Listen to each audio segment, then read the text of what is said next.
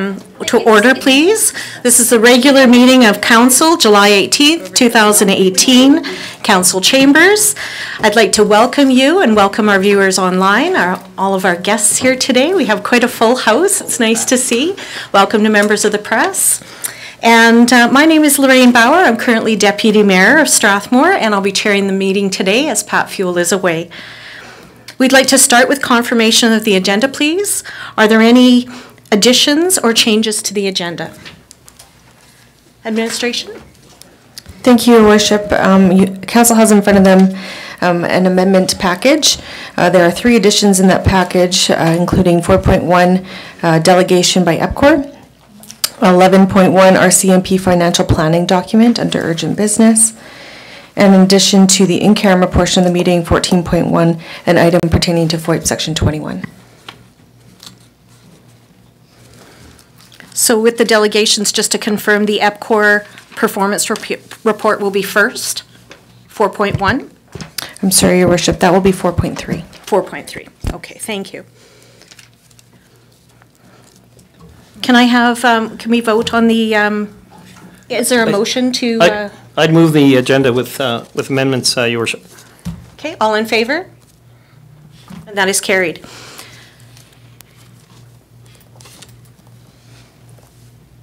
Okay, for presentations and recognitions today, we have the Strathmore Fire Department Summer Camp.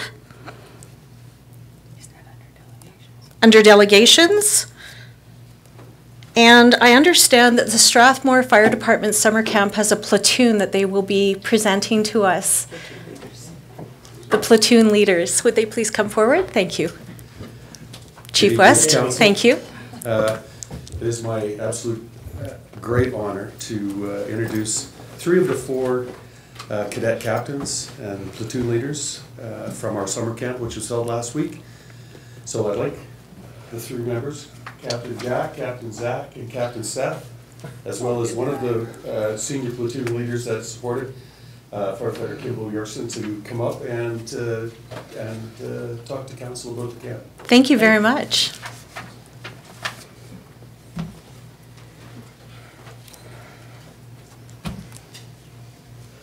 Hi.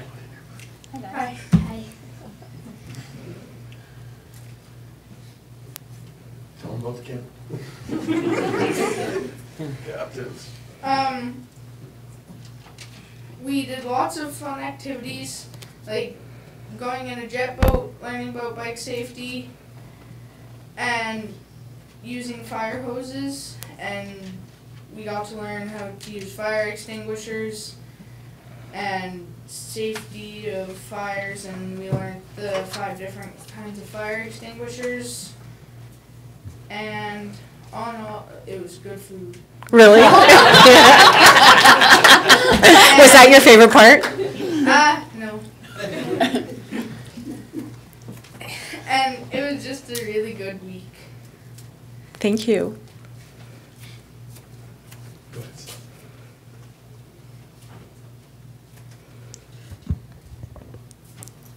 No pressure. What was your favorite part of the camp? I just think the whole thing was my favorite part in general. We had lots of fun. We stuck together as a team, and that learned that. So you learned team skills? Seth was our leader at the end of the camp. We did the camp haka, we called it. I am not going to do it now. But they developed a song and with one of the platoons, and Seth actually remembered all of the words and led the camp at the end, the closing ceremonies. Very cool. Seth, this sounds like you have a good memory. Yeah. Would you like to also speak? Sure. I think my favorite part of the camp was hanging out with my friends, making new friends, and learning about all the safeties we can. And are all you boys from Strathmore? I'm not. From the county? I am from outside of Strathmore. Excellent. Well, thank you so much for coming and letting us know about your camp. This is the first time that this camp has run? And how many total participants did you have? We had 33 cadets, and we lost one for half the day on the first day, and one slept in and chose not to come on the third day. But other than that, on the final day, we had all of the campers. So it was an excellent day. Kim, you want to add anything? I got the honor of being one of the counselors at the camp, or one of the platoon leaders, and there were 4 of us as we split them up into 4 platoons. And I know that, you know, although they'll stand here and tell you they had a great time and all of those things, I think we, as a fire department, gained more than what we could ever give them. So I want to thank them again for coming and taking the time to spend it with us, and doing everything we asked, and we pushed them outside of their comfort zones at times, and they always surprised us with how they're willing to face any challenge. Ropes and knots, you guys didn't like ropes and knots? I liked it. Thank you so much, boys, for coming, and thank you to the fire department for putting on this really cool camp. Thank you. Any comments or questions from council? Councillor Peterson? Thank you. I just think that what you accomplished, Chief West and your volunteer firefighters, I think it was remarkable. And the question I have for the platoon leaders, as a town council, is there anything that you can think that this town council could contribute into the future? And you don't have to answer tonight, but I expect that you have contact with our fire chief and that you could bring him your ideas for the future, because this is something that I think is very, very valuable to our whole community. I really see it building leaders and future volunteer firefighters and volunteers in other ways. And I just really want to congratulate you on everything you accomplished, and give my my heartfelt thanks to the volunteers from our volunteer fire department. Thank you so much. Yeah, and platoon leader Sarah, she unfortunately couldn't make it tonight, so her mom sent her the apologies. Councillor Montgomery? Oh my! I didn't realize my light was on, but yeah, thank you very much, boys, and thank you very much to the fire department for putting this on. And I hope that you guys will come back next year, and you'll make the most of your experience. So thank you. Thank you. Councillor Cox? Hi, I have one question for you guys. Do you want to be firefighters? I don't know. Good answer.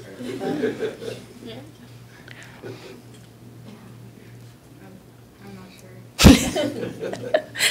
Thank you for your presentation, boys. It was wonderful. You represented your group really well. Thank you. Thank you. And thank you to all the parents who came to see the young men present. Our next delegation is from the Strathmore Agricultural Society. I invite you to come up and introduce yourself. I just would like to let you know also that according to policy, each group has 10 minutes to present, and then council's free to ask questions or bring comments forward. Thank you, Your Worship. My name is Herb McLean. Hello, Herb. Good evening. I'm the General Manager of the Strathmore and District Agricultural Society, and we're thrilled to be here tonight with the delegation.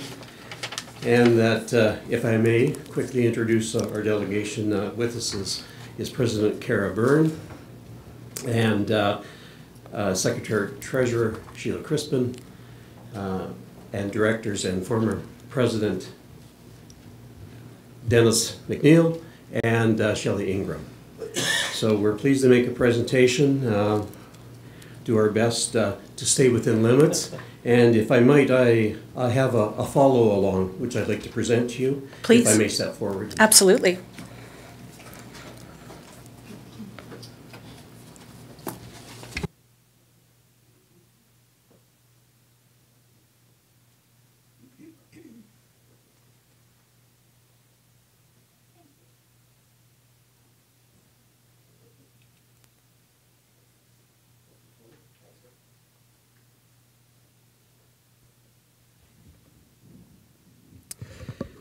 Just a few introductory remarks with respect to the representation of our this year's closed out 2017 Strathmore Stampede poster.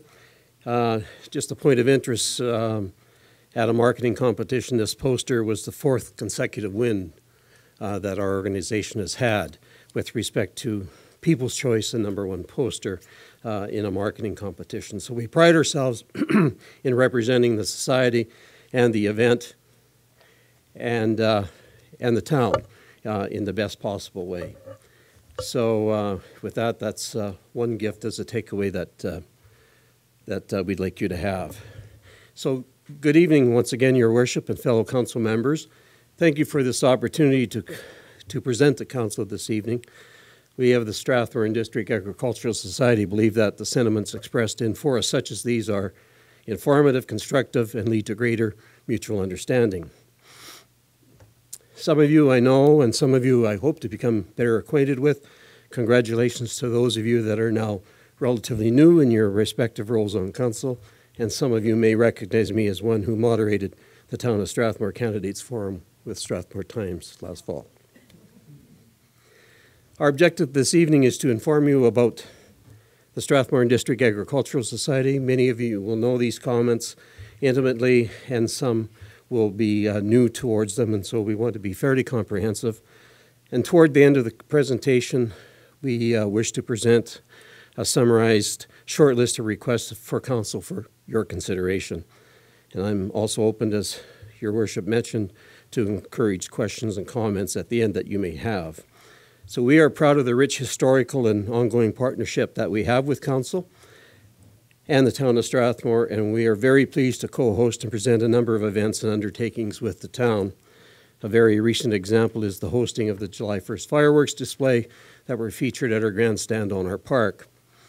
Another example is the partnership that exists between the town and the society in terms of the Lions Outdoor Arena. And the society also appreciates the contribution of the town to needs such as grading, policing, fire protection, and other necessary services.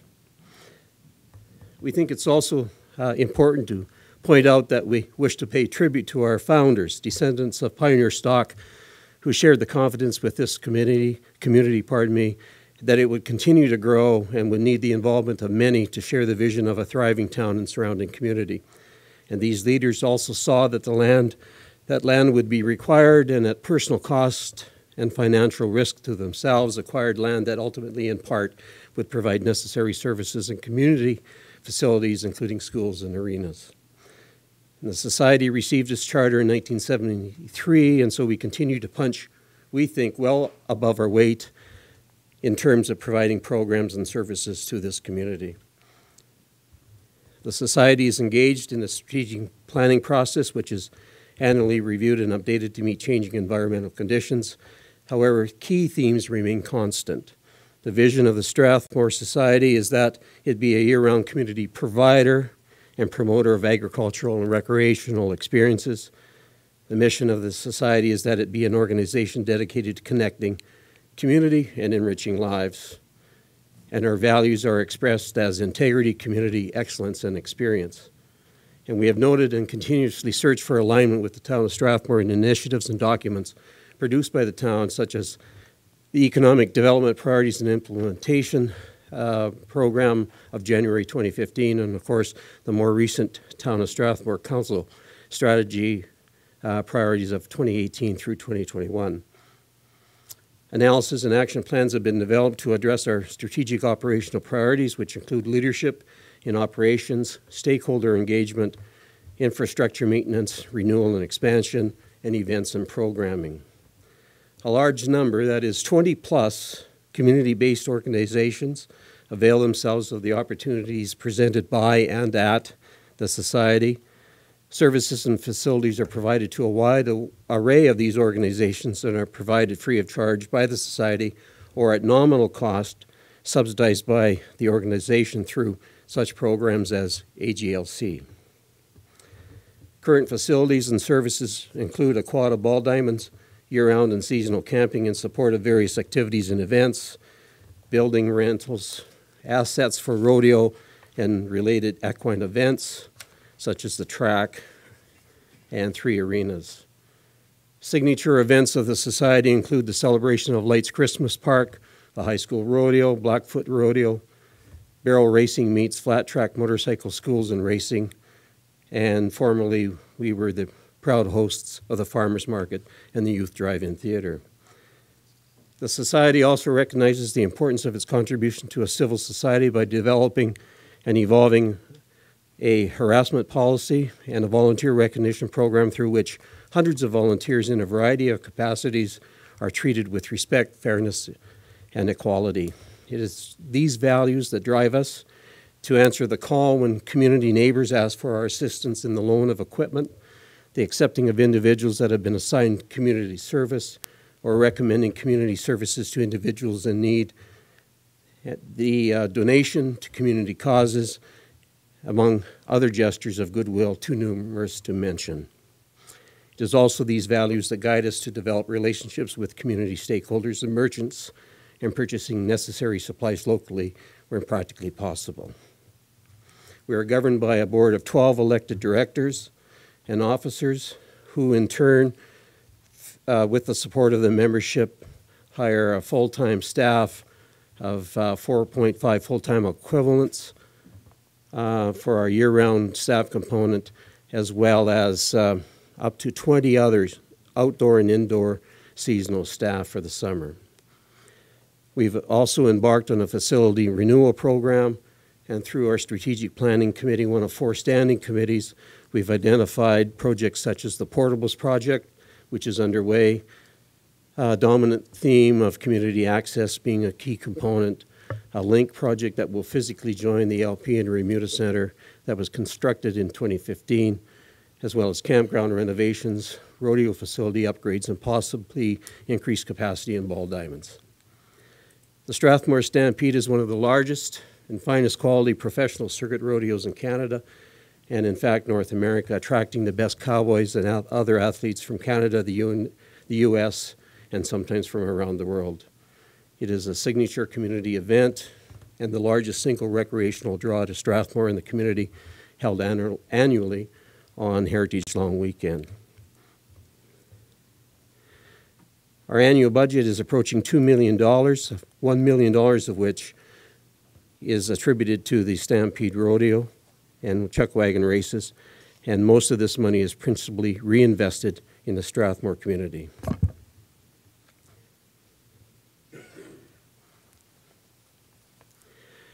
This event contributes significantly, economically and culturally to the town of Strathmore and surrounding community, and is a strong element of the identity of this community. We attract visitors to Strathmore and the community at large. A large segment of the visitors of the town, a Strathmore booth at Calgary Home and Garden Center, for instance, from first-hand experience I know, knew about and identified with the Strathmore Stampede. It is in the best economic interest of stakeholders in Strathmore and the community to invest in this community and this event to ensure its success and suitability and sustainability. In 2017, our event attracted 35,000 plus visitors. 98% of those attendees were from within the province of Alberta. 35% were from the town of Strathmore, and 25%, quite surprisingly to us, called Calgary home. We've had attendees from Wheatland County, Rocky View County, and from every small community virtually in southern Alberta. Out-of-province visitors are primarily from Manitoba, Saskatchewan, and British Columbia, and out-of-country visitors are from the United States and Western Europe. Studies show that the makeup of the visitors to this event in our community are highly educated, draw greater than average wages, and come from increasingly youthful families with many, many children under the age of 10 years. In terms of economic value, Tourism Alberta indicates that visitors spend between $1,240 and nearly $1,500 per trip, with duration of short haul trips of 1 to 3 nights and 4 to 7 nights respectively. So this economic impact is to the town of Strathmore and the regional levels. Attendance at Strathmore Stampede is originated by residents and non-residents alike, and there are direct and indirect impacts. There are also multiplier effects. So based on this information, we estimate with professional assistance that the annual economic impact of the Stampede to Strathmore and the community is conservatively estimated at $10 to $15 million. Our society places a high value on the strategic partnerships that we have with the Government of Alberta, the Department of Agriculture and Forestry, Wheatland County, and the Town of Strathmore.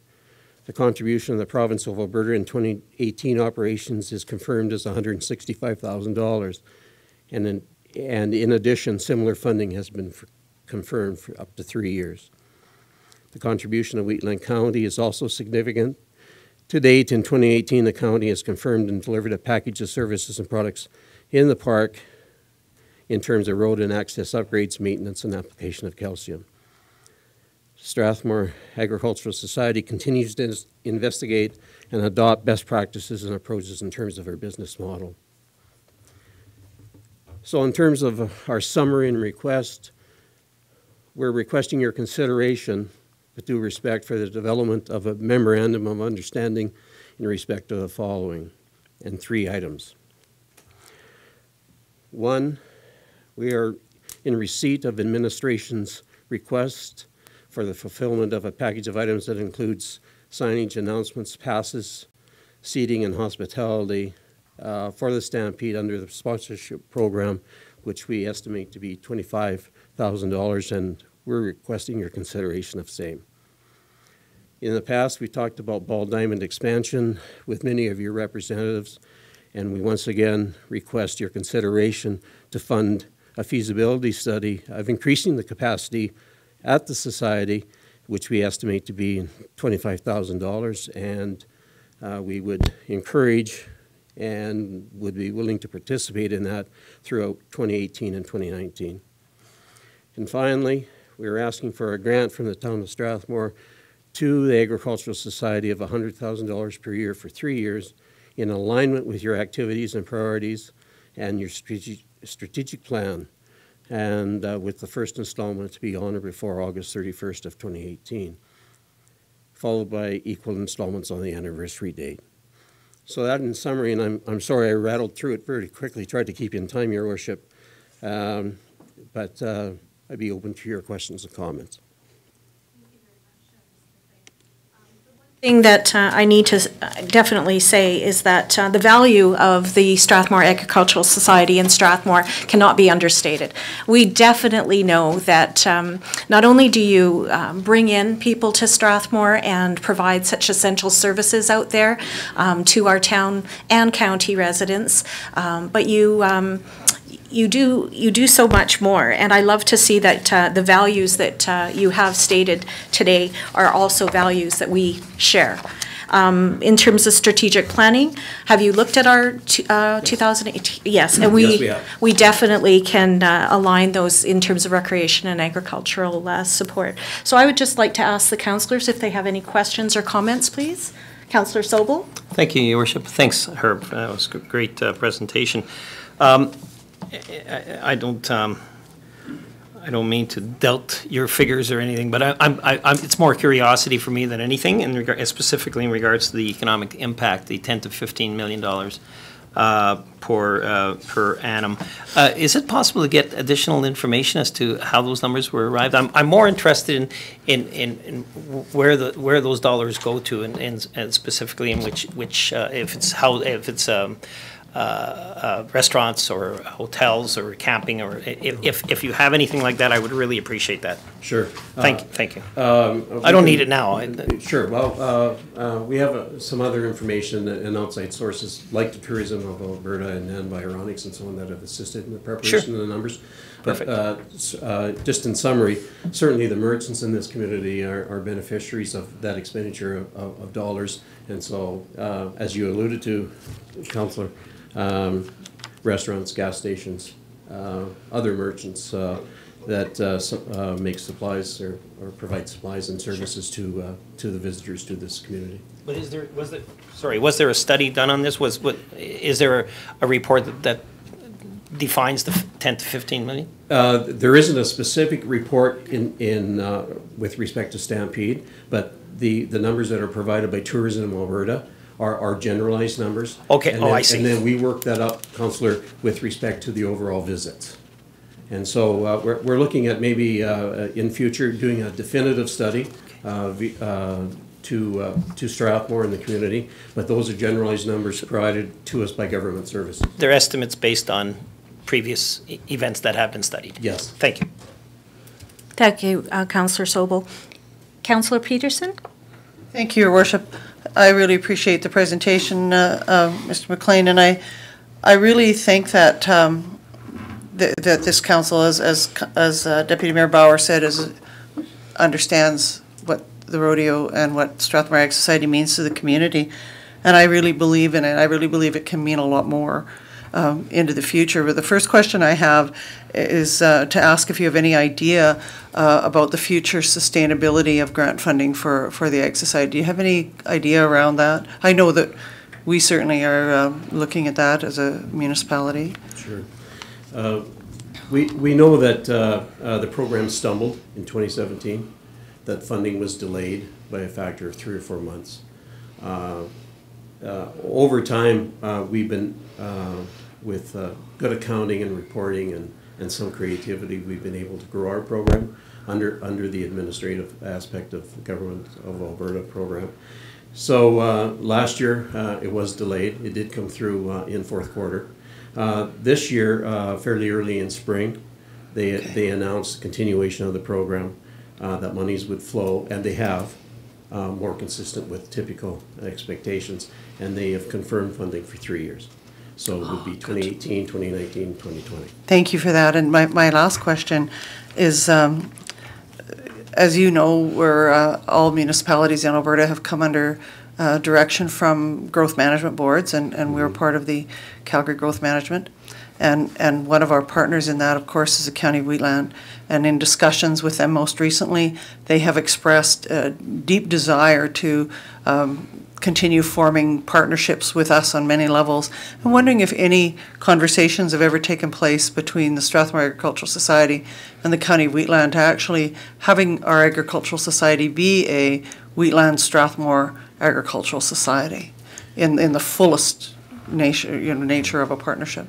Well, of course, inherent in our name is Strathmore District Agricultural Society, so yes. That is part of our mandate. We do know that there are a number of county ratepayers and stakeholders that attend our many functions on the park, and so on. We have what I think is an evolving partnership with County Wheatland. I alluded in my remarks that we engineered dust control and road maintenance this year. And that was a very significant increase from the county to our assistance. So we have under discussion and in discussions with them in a preliminary way of the possibility of a more robust partnership in the future. Well, I thank you for your presentation. I know our family, and for the last 33 years, have purchased 15 weekend passes, and it's a great part of our life, as it is for many people who live here. And thank you. Thank you, Councillor Peterson. Councillor Corbeil? Thank you, Your Worship. I just have one quick question. Are you wanting the $100,000? Is that just for the rodeo, or is that for yearly events, or? That is more than just rodeo, Councillor. It's for a year-round events. We've been working hard to overhaul our rodeo presentation production. We've curbed a lot of expenditures in the last 2 years out of the rodeo production. Our rodeo weekend actually made some money in 2017, and so we have budgeted for a modest increase in that this year, assuming that the weather cooperates and the economy isn't too much of a break on our ticket sales. But we also have made some meaningful changes. For instance, the attraction of the Midway this year, some other internal modifications to the overall production of the weekend, not just the rodeo in and of itself. So, no, we don't see the 100,000 request as directly tied to rodeo. We see it as an overall contribution to allow us and permit us to continue to build our year-round program. Oh, thank you. And my question to you, Mr. McLean, would just be that with that $100,000 for 3 years, would you want representation from council to help? Because you said that you're trying to align with our strategic plan of the town, or would you be coming back to us and letting us know what the money is going to be going towards? Historically, as I understand it, Your Worship, is that there was an active engagement between respective council and our council board of directors. That changed over time, and so there's not a voting member, obviously, of council at the Ag Society. However, we've been reviewing and adding to our operational plans and our operational structure, in addition to our standing committees. And so I think there's ample opportunity for direct contribution into the very operational committees that deal with, for instance, special events, which is something new that we've just created. Okay, thank you. And with expansion of the ball diamonds, are you looking at adding another ball diamond up at the Ag Grounds? Well, there have been discussions with previous mayor, current mayor, and administration with respect to the need for additional capacity of ball diamonds in this community. We currently have a quad. We're limited to the age group of minor ball, both girls and boys, that we can accommodate. But we do have those groups in our midst now, as well as with slow pitch tournaments and so on. We are incidentally hosting or assisting in the hosting at our site of I believe the level is Mosquito Provincial Tournament on the 27th, 8th, and 9th of this month, so really quite soon. And that's piled right on top of our rodeo, for instance, so it presents some logistical challenges for us. But having said that, the conversations that we have had is that and also with the community of ball players in town, is that there is a need for capacity. There's an opportunity to grow the baseball program in Strathmore, and have it complement things like the hockey program and soccer and all the others. But that increased capacity is required. So we've indicated that we're certainly open to discussion about what that looks like. And is it some form of strategic partnership? Is it a joint venture? And so we're encouraging the study of that to see if it's feasible. We have land. Some of it's already dedicated to other purposes, of course. But we think a strategic study of that would point out where the opportunities lie. We're in that business now. We have some modest margins with respect to that business on a year-round basis. Increasing the capacity would likely, with increased size of fields and lights perhaps, and those kinds of enhancements to a program, would enable us to perhaps grow that program in support of the community and make it a stronger business model for us. And so we're open to that discussion. But we think perhaps the time is right for the next step, which in our view would be the study of the feasibility to increase the capacity, if not double it, then increase the capacity maybe by 50% or something of that order. So this money will be directly for the feasibility study? Well, that's what we would propose, yes. Okay, thank you. The last thing I just want to say is this is one of my favorite posters. I definitely love it, and I'm looking forward to the Strathmore Stampede Heritage Day weekend, and thank you very much for coming. Well, thank you, Your Worship. One comment I will make. I mentioned oh, I'm sorry. 4 awards with respect to our series of posters. That this represents one of a series, and we're going on to the next phase. And so this rodeo, when we unveil our new poster, you'll see a new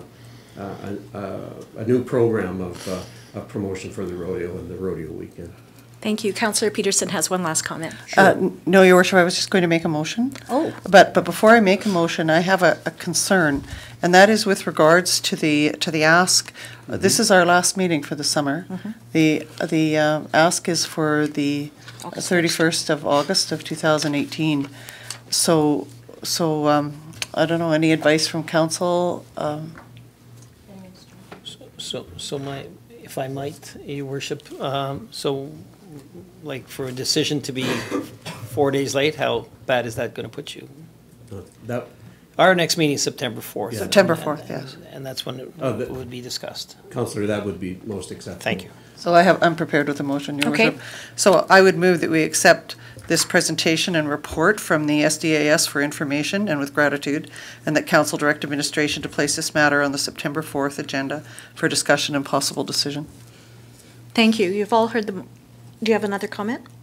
Well, I did actually, it was a question for Mr. McLean, and it's a very short one. Can you let everybody know when the Stampede is? Sure, August 3rd through 6th, 2018. Thanks. Yeah, that's all I wanted to do. For your worship. Okay, let's vote on the motion then. So we have a motion.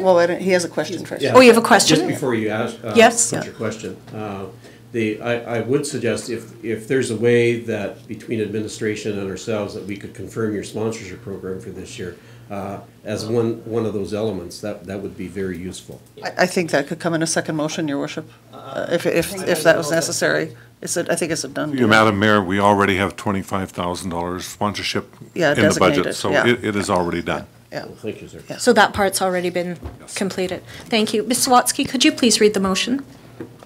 Yes, Your Worship.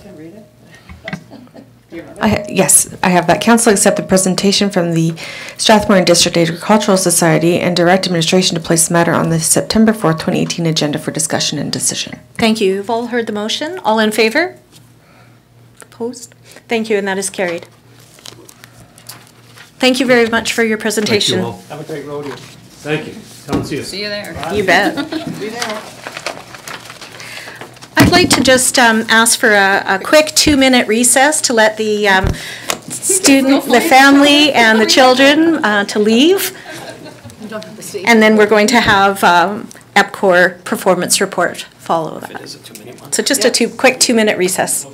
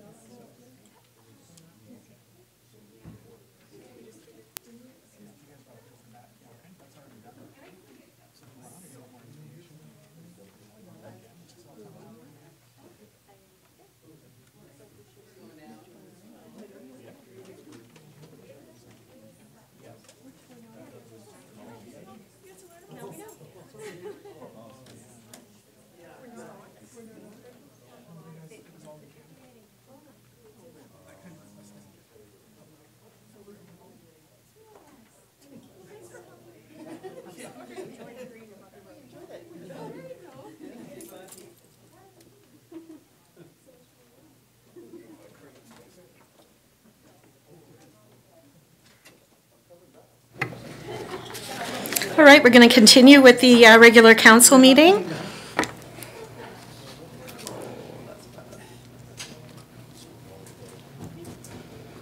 Are we okay to continue?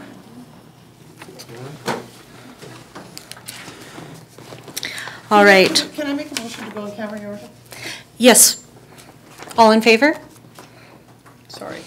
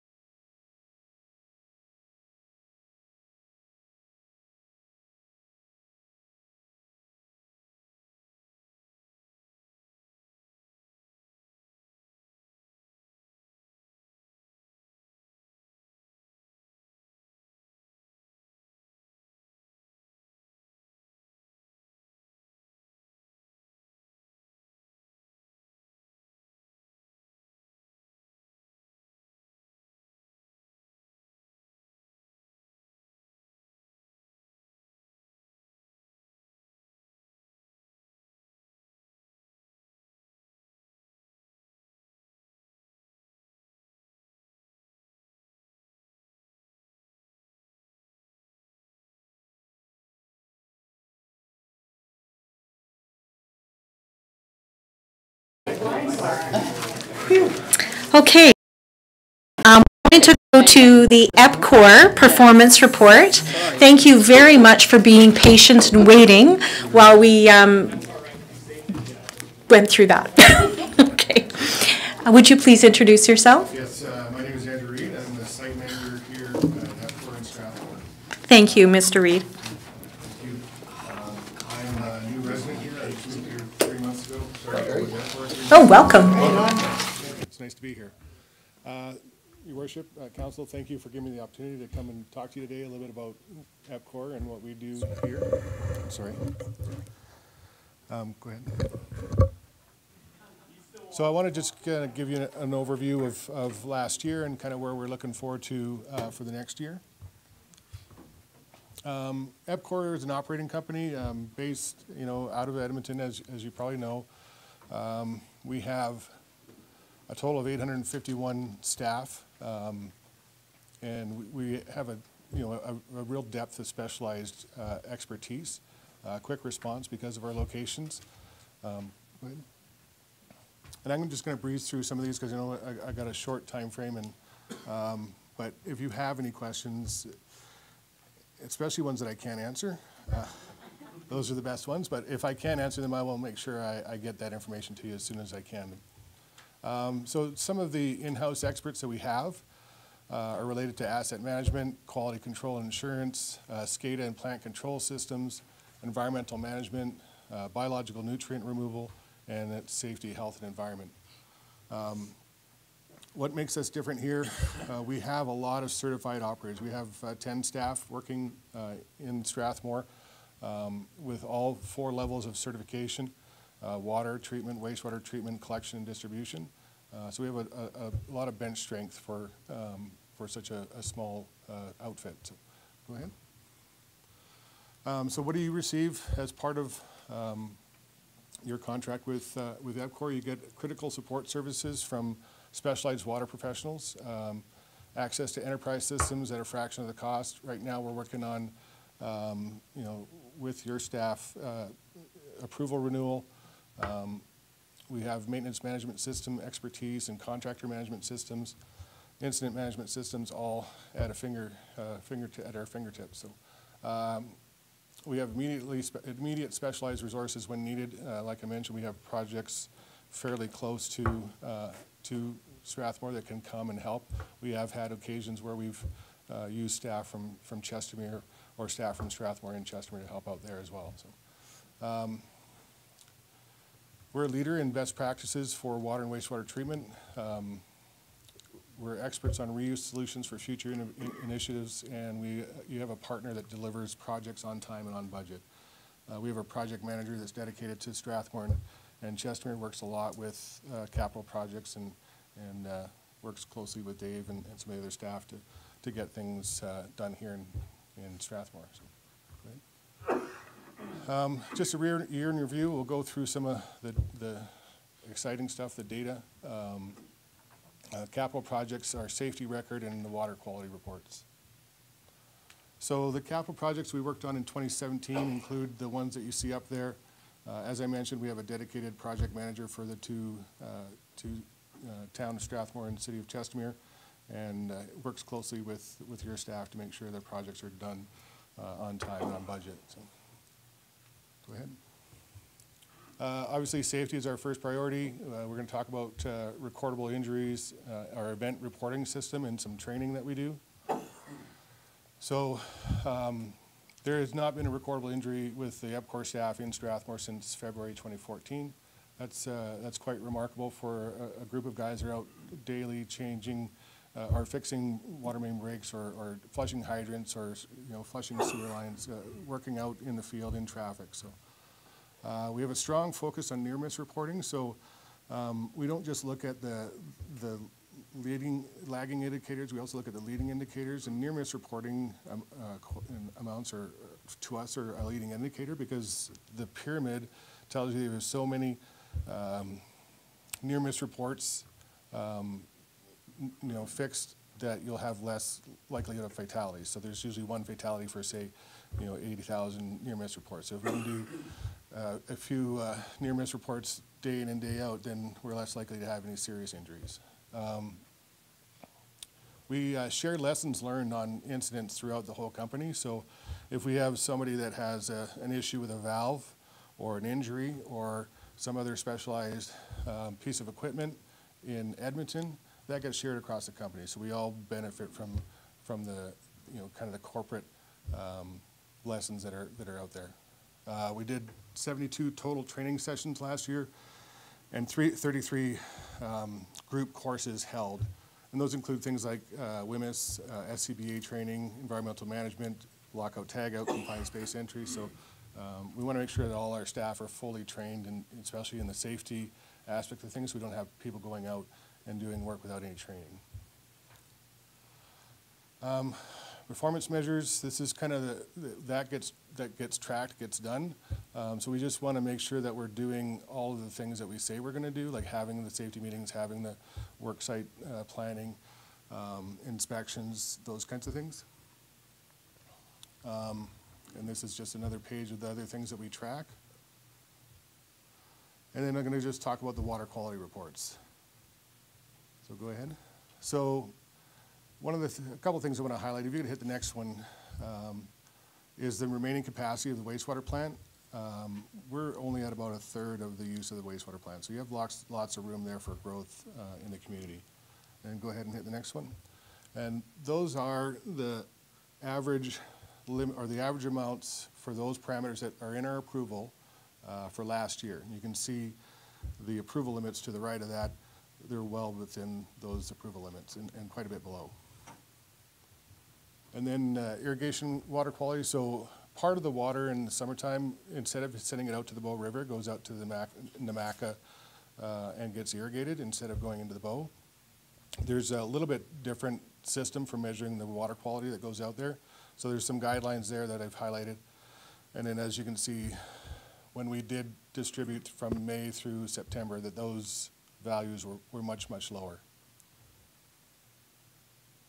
And then we do get our drinking water from the city of Calgary, so it's already pre-treated when it comes out here. We do a little bit of boosting of chlorine residual, so we get a residual throughout the system, but our chlorine results are the same, or sorry, our water results are the same. They're well within the water quality guidelines throughout town, throughout the year. So we have a lab here in Strathmore. We do a lot of our own testing for the wastewater plant and a lot of our own testing for the water system. We take about 12,000 samples a year of water and wastewater to be analyzed. So that's quite a few. We're involved in the community. The gentleman that was here earlier talked about the rodeo. You go ahead and hit the next one there. These are some of the things that we do for awareness and education. We did the World Water Day, Leaky Loo campaign, and the school presentation program. These are kind of more internal to EPCOR, with the exception of the school program. And then we try to, educate the community, the people that we work with, on a day-to-day basis about water quality and things that affect water quality. So go ahead. The Leaky Loo campaign is just a very simple program that. Thank you. I didn't write it, but so what that does is it allows people to put a dye tablet in their toilet tank to see if they're leaking anything, so that they're getting it before it becomes a big issue. And then we do school presentations, just talking about water and wastewater, what it means, what things you can and cannot flush down the toilet, those kinds of things. And then we were involved with the Canada Day. We did the fire department breakfast just a few weeks ago, and then we did we were at the town's annual event. We had a booth set up there giving away water bottles and making kids answer questions about water quality and stuff. So.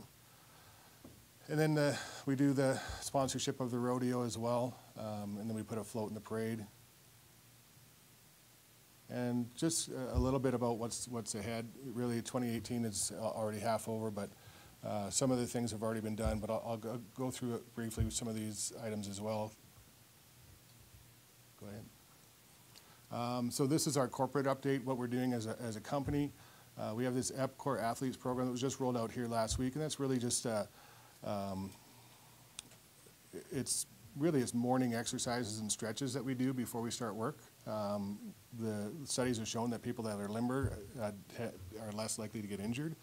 So we spend 6 or 7 minutes in the morning, and everyone gets yoga mats and yoga pants, but not really. And we do some stretches and get ready for our work day. Not Victor, not the yoga pants, but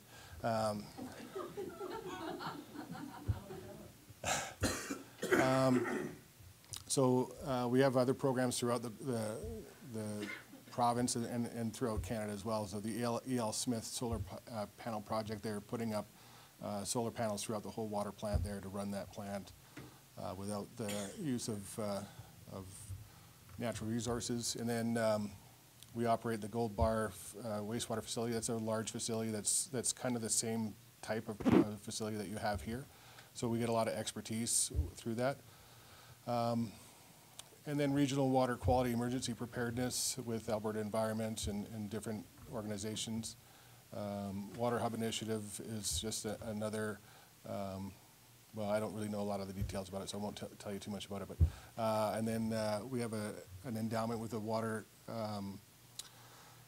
Bob Sanford, who's I think our senior vice president, is a water security chair of that United Nations University. In Regina, we just built a brand new 156 million liter per day BNR wastewater treatment plant, same type of process that you run here. EPCOR did a design, build, finance, and operate for a 30-year contract there. It was an award winner at both the municipal level as well as the Canada P3 level. And go ahead. And we have a 2018 communications plan. We have our communication director working with your people to make sure that we can, as EPCOR, can increase awareness of water and wastewater issues in the town. Similar to what we do with the kids, we do with adults as well. And then just enhance our understanding of, or the external understanding of what we do, what our partnership is with you here in Strathmore. So we connect through local advertising, social media, and event channels. We create educational materials to give away when we did the Canada Day booth, and then also work with town staff to leverage possible activities that you might have going on, like maybe the grand opening of the sports complex that's coming up. So, just a lot of words on that one. I'm not going to read through all of them. But we have, like I said, we have a communications plan, and we work with you guys to make sure that we reach out to you and tell you or ask you what you need, and work with you to get the right message out. Capital projects for this year. Some of these have already started or been done. Go ahead. So we have been working on the Westmount Reservoir, as you know. That's been taken offline. We just finished the DAF safety upgrades, macerator replacement, and the lab equipment is also this year. And then we've been, as I mentioned, we've been working with your staff on the approval renewal. So we have our own environmental services department that's been working through that. They've done lots of them for all the different communities they work in, so they're kind of experts, subject matter experts on it. So they're involved with it, and then working closely with Mark and Dave and some of your other staff. That's just the process of going through the application renewal and how we do it.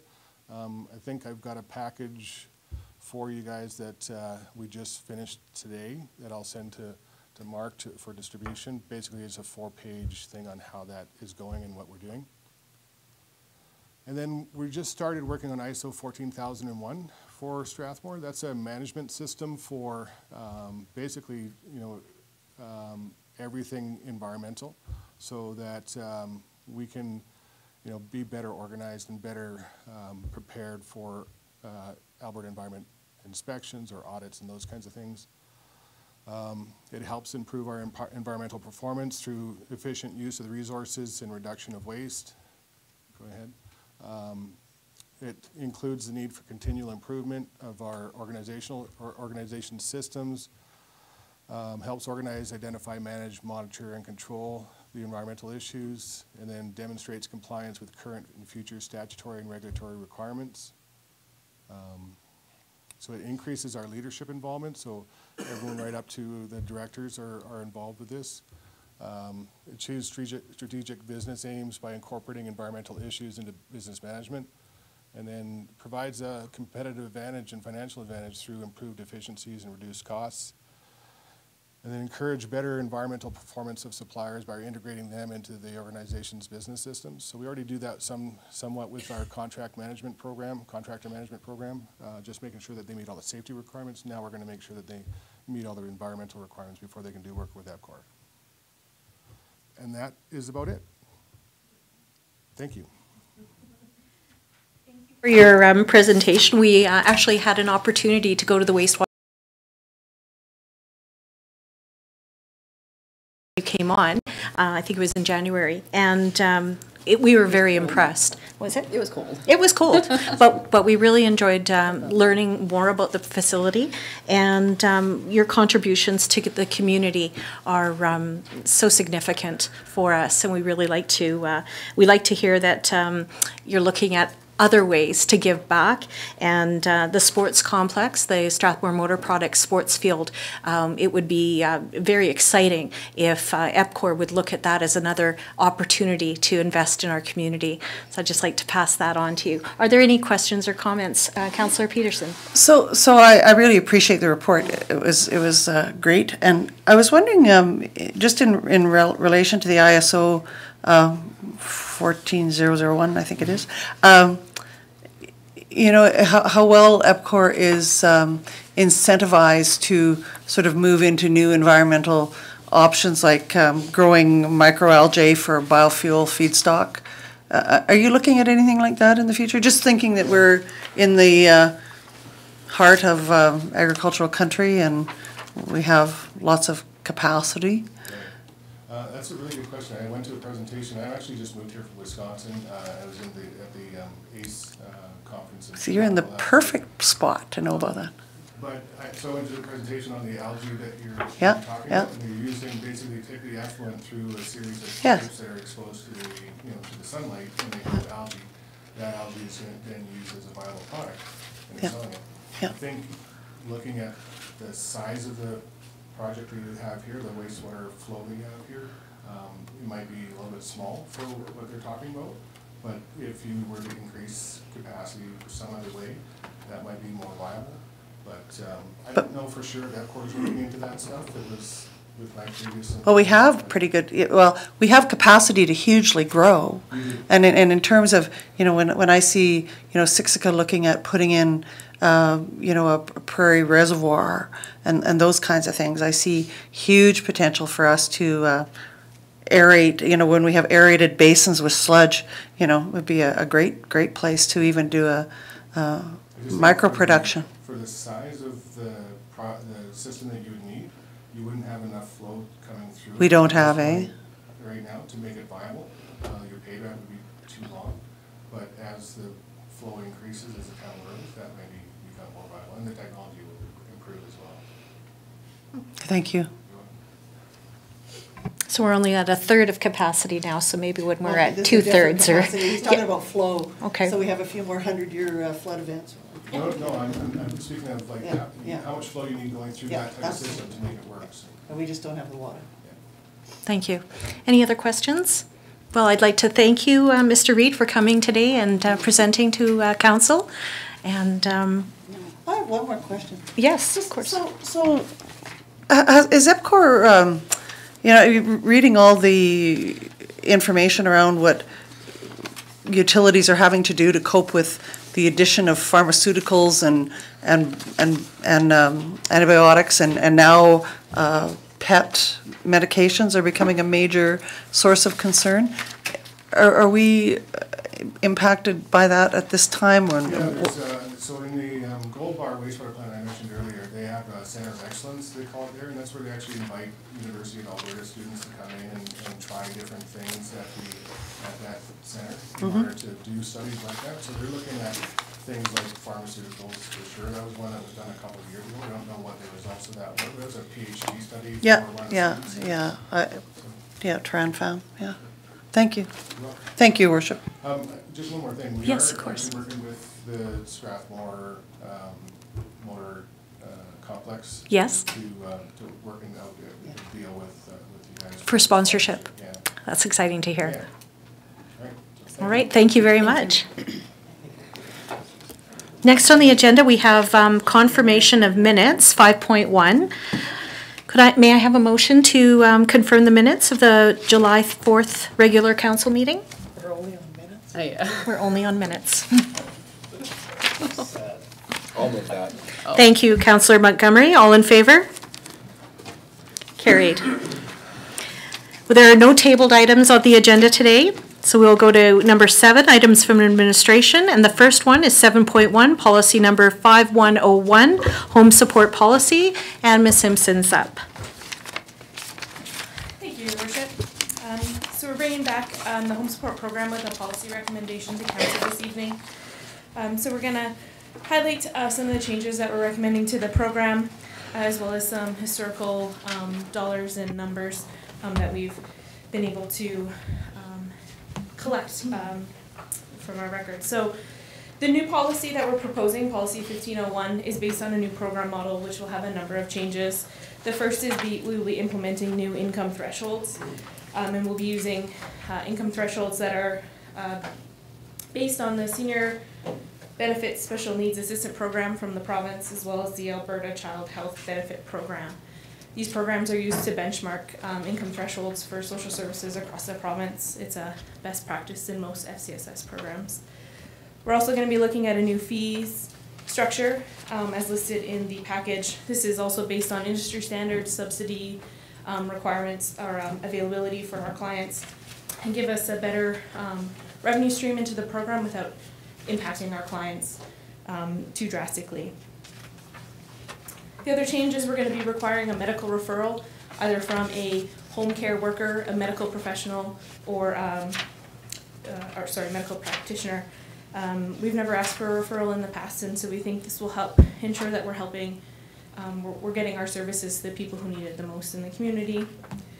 And the final change is we've revamped our intake process, as well as a reassessment process on a 6-month basis for all of our clients.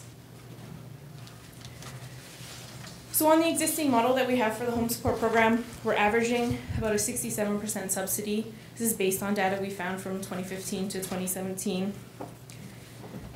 These estimates on subsidies are include about 40 to 50% of our administrative time previously going to this program. And in 2015, the home support program was over 50% of the entire FCSS budget. We've been working diligently to mainstream or streamline this program, and in 2018, we're bringing down administrative time to 30% of our current resources, as well as only 31% of the overall FCSS budget. We're confident that with the new model and the implementation of the policy, we'll be able to see those numbers continue to shrink over the next couple of years as we find more efficiencies and new processes. So the new program, which is laid out in policy 1501, is based on a proposal model, which is option B. So we've given 3 options based on capacity of the program, and administration at this time is recommending option B for a number of reasons. One, option B is based on a budget of 4,000 billable hours to our clients, or the equivalent of 2.2 FTE positions. This is more than capable of meeting the need in our community, as well as providing a subsidy of only 48% to the clients. This is based on 30% of our administrative costs continuing to go to the program. Though, as I've said before, we're pretty confident we'll be able to bring that number down as we find more efficiencies on this new model. Option B also helps free up about $50,000 in the current FCSS budget that can be allocated to other programs, including external community grants. And I believe I mentioned this already, but this program will bring this specific program to under 30% of our overall FCSS budget. And I'm open to any questions. Councillor Peterson? I have no questions. I just want to commend you and your team. I know I saw you take that deep breath.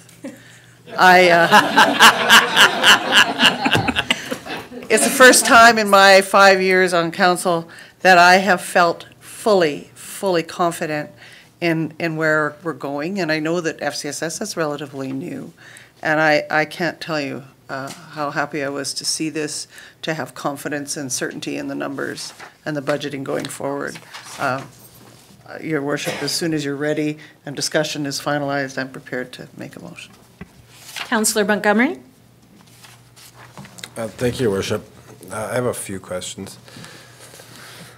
I guess like one question I have is, well, so I guess for clarification, so we're not planning on serving anyone who has a household income of more than 47K unless they have a bunch of kids? So. How many is a bunch? Just, well, like more than 4, I guess. Yeah, so any residents over the age of 65, a couple, if their income's over $44,335 annually, they won't qualify for the program. There are exceptions to every rule, and there's a few things that we look into, and one of the big ones is military pensions. Sometimes they do different things to your income statement on your notice of assessment, and so we look at those things with those people to make sure they still, while on paper they may not qualify, they may actually qualify based on their household income. And then yes, for a couple with more than 4 children, if they're bringing in more than 46,000, they won't qualify for the program. Okay. How many clients are we projecting will continue to use the service? That's a hard question to answer. I don't want to be misleading because we're not entirely sure. We haven't done reassessments on a lot of our clients since they've been intaked into the program, and so it could be a couple years. So we don't have up-to-date information on their life and their circumstances, and so I'd hate to put a number out there and be inaccurate. The reason why I ask, because my next question is, what is the average number of hours that each client is projected to use? I can answer that one. Well, I read in the report that you guys are expecting that they will cut themselves off at the 5 hours per month. Is that correct? So seniors in Alberta, under the qualifications of the Senior Benefits Program, will qualify for funding for up to 60 hours a year or 5 hours per month. And most seniors are very frugal and budget orientated, and so they will ensure that they can stick within those subsidized hours. Yeah, like I guess like the reason why I was asking is because you know, like if you're projecting 4,000 billable hours, you know, and it's 60 hours per client, you know, it's like how many clients are you gonna kind of have for that? And then like as well, your projections are based on the $20 per hour. So like, and you know, it's like if people are going over that 5 hours, that's where, you know, it starts to get higher than that 72,600. So I guess like, you know, it's like, have we done projections on how much higher that could go based on the current number of clients we have? So one of the steps that we need to take is to start doing reassessments with all of our clients. And so one of the things we'd like to see between now and the end of this year is our staff going out to meet every single client, reassessing them, getting all the pertinent information around their income, their circumstances, their family support systems, and engaging with them to see what their needs are. By the end of this year, we'll be able to better answer that question and see how many of them are going to be over that 60-hour threshold and how many are going to be able to stay. Because sorry, how many clients do you have now? I think we have about 80 clients. 103 is low. Okay, so like that's about, you're looking at 40 hours per client roughly, like? Yeah, and so some clients require 5 hours a month, some require only 2 hours a month. But we're kind of budgeting for 40 hours per client per year? Correct. That's okay. the average. Okay. Okay. And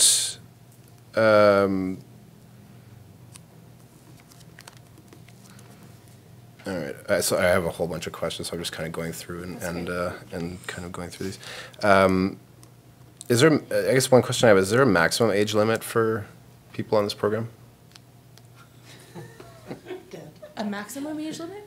Yeah, like obviously we could, like put, just unlimited resources into keeping, like just like people in their homes until they're, 105, but at a certain point, should we just say, like it's time to move out? So we've never experienced a situation where we felt like a maximum age would be a requirement. Okay, that was never part of a discussion then? No, and it's not common practice, nor has it ever become a necessity. When you say like it's not a necessity, what do you mean? Like just nobody makes it like, past 80 or something. We are on camera. So most people, once they get to a certain age, move into other options. Assisted living? Housing, assisted living, senior centers, or independent adult living. And so if you look at the data, most people aren't at home into those older ages. Well, because like I noticed like in the report it mentioned something about like a doctor, giving a note up to the age of 80. That's why I'm asking about the age of 80, because I was wondering if that was the limit, or why would a doctor, like write a note for up to the age of 80, I guess. Just because it was in the report, so I'm curious. That's actually a really great question. So between the ages of 65 and 80,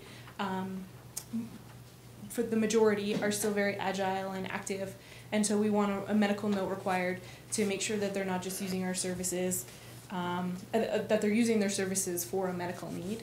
Whereas over the age of 80, the research shows that they're less able to physically do some of these activities, and so they're more likely to need them without a medical note. I see. For a medical Okay. reason. Yes. Okay.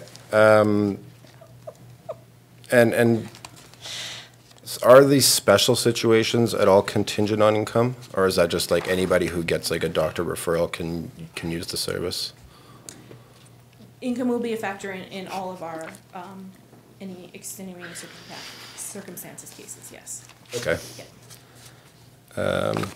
And I guess like so one point I would like to bring up is that I, rather than kind of taking extra money that's kind of freed up by efficiencies, let's say, and just kind of giving that out in the form of grants, maybe like I would hope that we could maybe return some of it to kind of the town revenues, so that it could be like we can keep taxes a bit lower for the taxpayers. So that will be at the discretion of council. When we bring forward our 2019 operating budget, we'll be able to discuss where those dollars will go, and that'll be at your direction.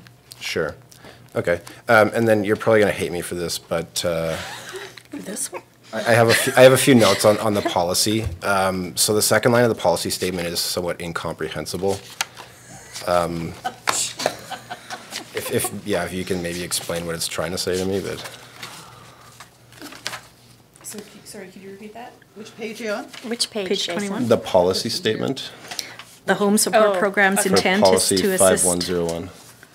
Yeah, the second line. The home support program's intent is to assist seniors, people with disabilities, and low-income families to live as independently as long as possible in their own home in the community. It doesn't say as long as possible. As long possible. As long possible, yes. So, and can we change possible to practical? No. So it's not, we don't want to keep people like in there as long as practical, we want to keep them as long as possible. Yeah. All right, if you guys want that, that's fine. And then in section 2.1A, I believe the word in should be is.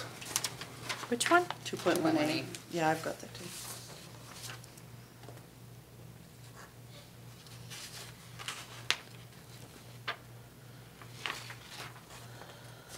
So 2.1. 2.1A. Yeah. We'll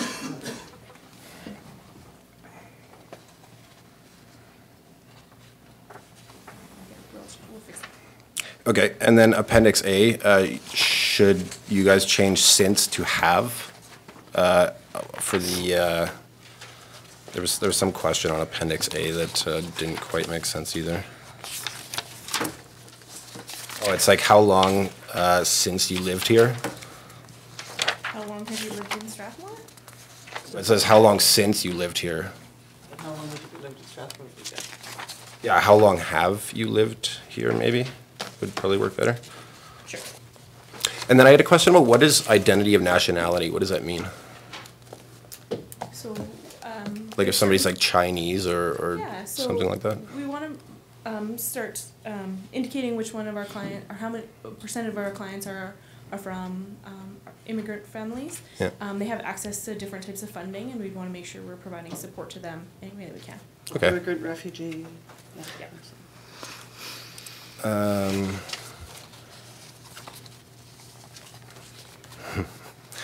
I don't know if you want to take out the word your from address prior to your coming to Strathmore, like address prior to coming to Strathmore. I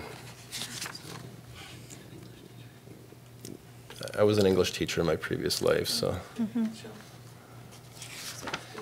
perhaps you could send all of your grammar and spelling notes just in an email, and we'll make sure that they're just Absolutely. Good to have that.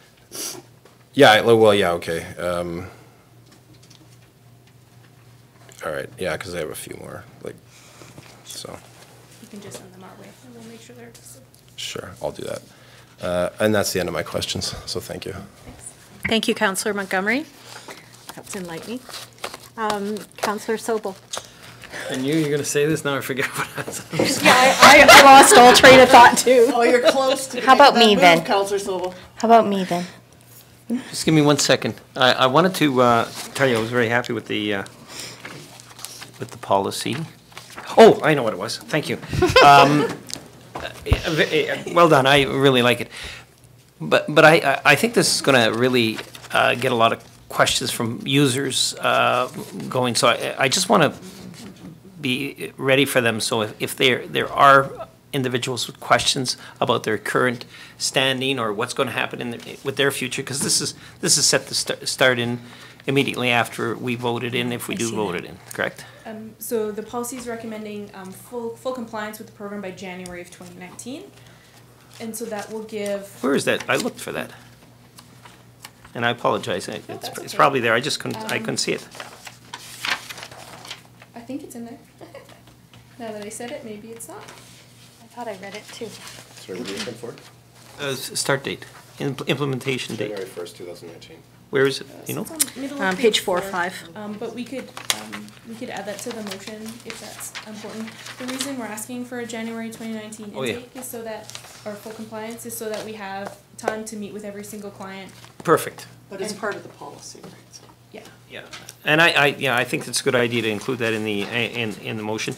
If we just call the FCSS office if there is questions about Absolutely. it. They can contact the FCSS office. All clients will be notified immediately following adoption from council, and every single client on our program will get a face-to-face meeting to discuss either exiting the program or how they're going to continue on. Great, thank you very much, Tracy.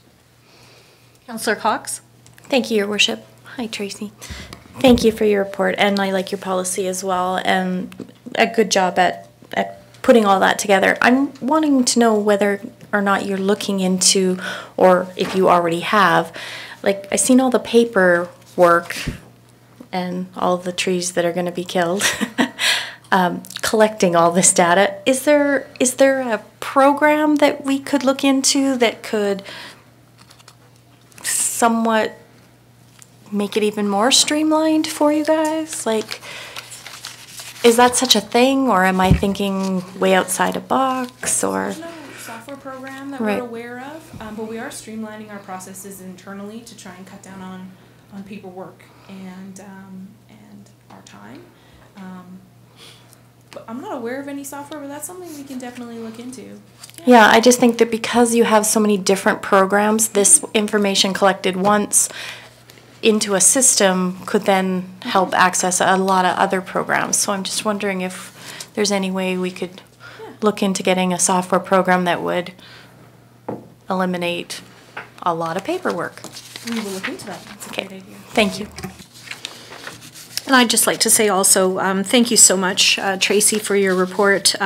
It's really, it's incumbent on us as a council and the town to look at efficiencies of way that we can cut back. although this home support program is very important in our community to seniors, people with disabilities, and low-income family, you know, we want quality of life, which is what our motto is of this town, to be of utmost importance. And I think that you're definitely looking at ways that we can still have that quality of life, but maintain it within a responsible budget. So I appreciate that. And are we ready to make a motion? Your Worship. Your Worship, I would move that Council adopt the new service model as listed in option B and policy 5101, home support policy as presented, with the understanding that an interim progress report will be given in December of 2018, that the program will be fully implemented as of January 2019. That's my motion, Your Worship. I just have one comment. You've all heard the motion. Is there a discussion? January 1, I take it? January 1, yes, thank you. 2019. Councillor Sobel, thank you. The biggest concern that I've heard from the community is actually around the Snow Angels program, especially after our snow-geddon winter. And I really appreciated seeing that you had put in here the Snow Angels program and the new youth lawn care program. And I'm really conscious of Councillor Montgomery's concerns about putting savings back into community, but I also hear Deputy Mayor Bauer about quality of life, and perhaps some of those savings could be put into building those programs so that they have sustainability into the future. We wouldn't have to have it there for long, I don't think, but I think that would be a good place for it. But I really commend you and thank you and your people. And I know that the interim that you'll have will allow you to do those gap analyses that you've been talking about. So thank you. So we have a motion. All in favor? Opposed? Thank you, and that is carried.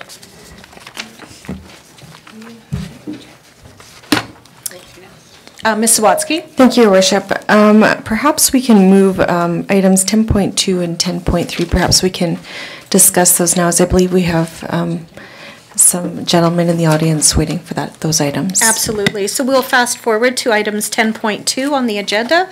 Thank you, Ms. Sawatsky. It's bylaw 1813, Lakewood Meadows ASP amendment. Mr. Roycroft? Thank you, Your Worship. 120. Page 121 of your agenda package. Thank you. And I suspect that members of the gallery appreciate you moving this up. Thank you. So, Your Worship, I guess as we bring the slide up here, I'll introduce this. The application is regarding the development commonly referred to as Lakewood Meadows, the northeast area of town.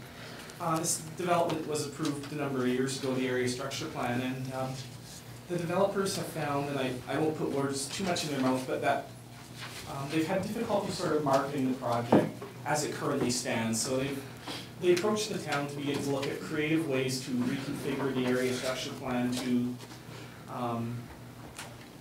create a more marketable solution. The general approach, and there are some other core concept to this approach, is that the town right now controls, through a right of trust, 40 acres of land to use for a large storm pond. So what the right of trust here is and I'll take a moment to explain that. Again, I think it's in the slides, and I think it's one that people have wondered about. A number of years ago, the town owned that quarter section of land, and it sold that land to the developers to put together the project. At the time, the town identified a requirement for 40 acres of that land to be used for storm ponds. However, the exact location wasn't set, and the lot wasn't created. So rather than do the subdivision, take the land then, and run the risk of the storm pond ending up being in a different shape or being located elsewhere, the town instead registered a right of trust on the property that said, at the time, or with the next subdivision occurring, the town can exercise this right to claim 40 acres of the land at no cost as our own, and that would be the 40-acre storm pond. So it's a bit of an unconventional one, but I will give staff and council a big credit. It did avoid locking into a configuration of the storm pond that may not have made sense. And as best as we can tell, looking through the records, that right of trust remains today, and any amendments to that would require council approval at a later date. So that's sort of a long way of introducing that concept. So the applicants, with the town beginning to negotiate the, I want to say, collaborative stormwater management initiative. So a large-scale stormwater management plan with the WID that generally changes how stormwater will be managed in Strathmore. That entire 40 acres is no longer required for stormwater purposes. Roughly, and we'll be very rough at this stage with the recognition that as we get more technical it will drill down, about 15 acres of that land will be required for stormwater, and the remainder of the 25 is no longer required for ponds that can be discharged towards surface buried. Perfect. I'm trying to, stormwater isn't my thing, so I keep looking to Mark for it. So the developers have proposed using this 25 acres of land that the town would no longer need for stormwater as a privately owned swimming lake. So an amenity for the developer, for the development that really isn't present anywhere in Strathmore. This would kind of be a unique feature for Lakewood Meadows. We have a number of storm ponds that are part of developments in Strathmore. However, we don't have a real swimming lake. So that is the core of the developer's proposal here to amend the area structure plan. Still not working here, all right. Oh, there's nothing here, okay. So, yeah, so my apologies, trying to do this without that. So that sort of represents the core of the proposal. So what we have on the table today is a request for a bylaw amendment to give first reading to the area structure plan amendment and the land use bylaw amendment to allow these to be moved forward to a public hearing in September.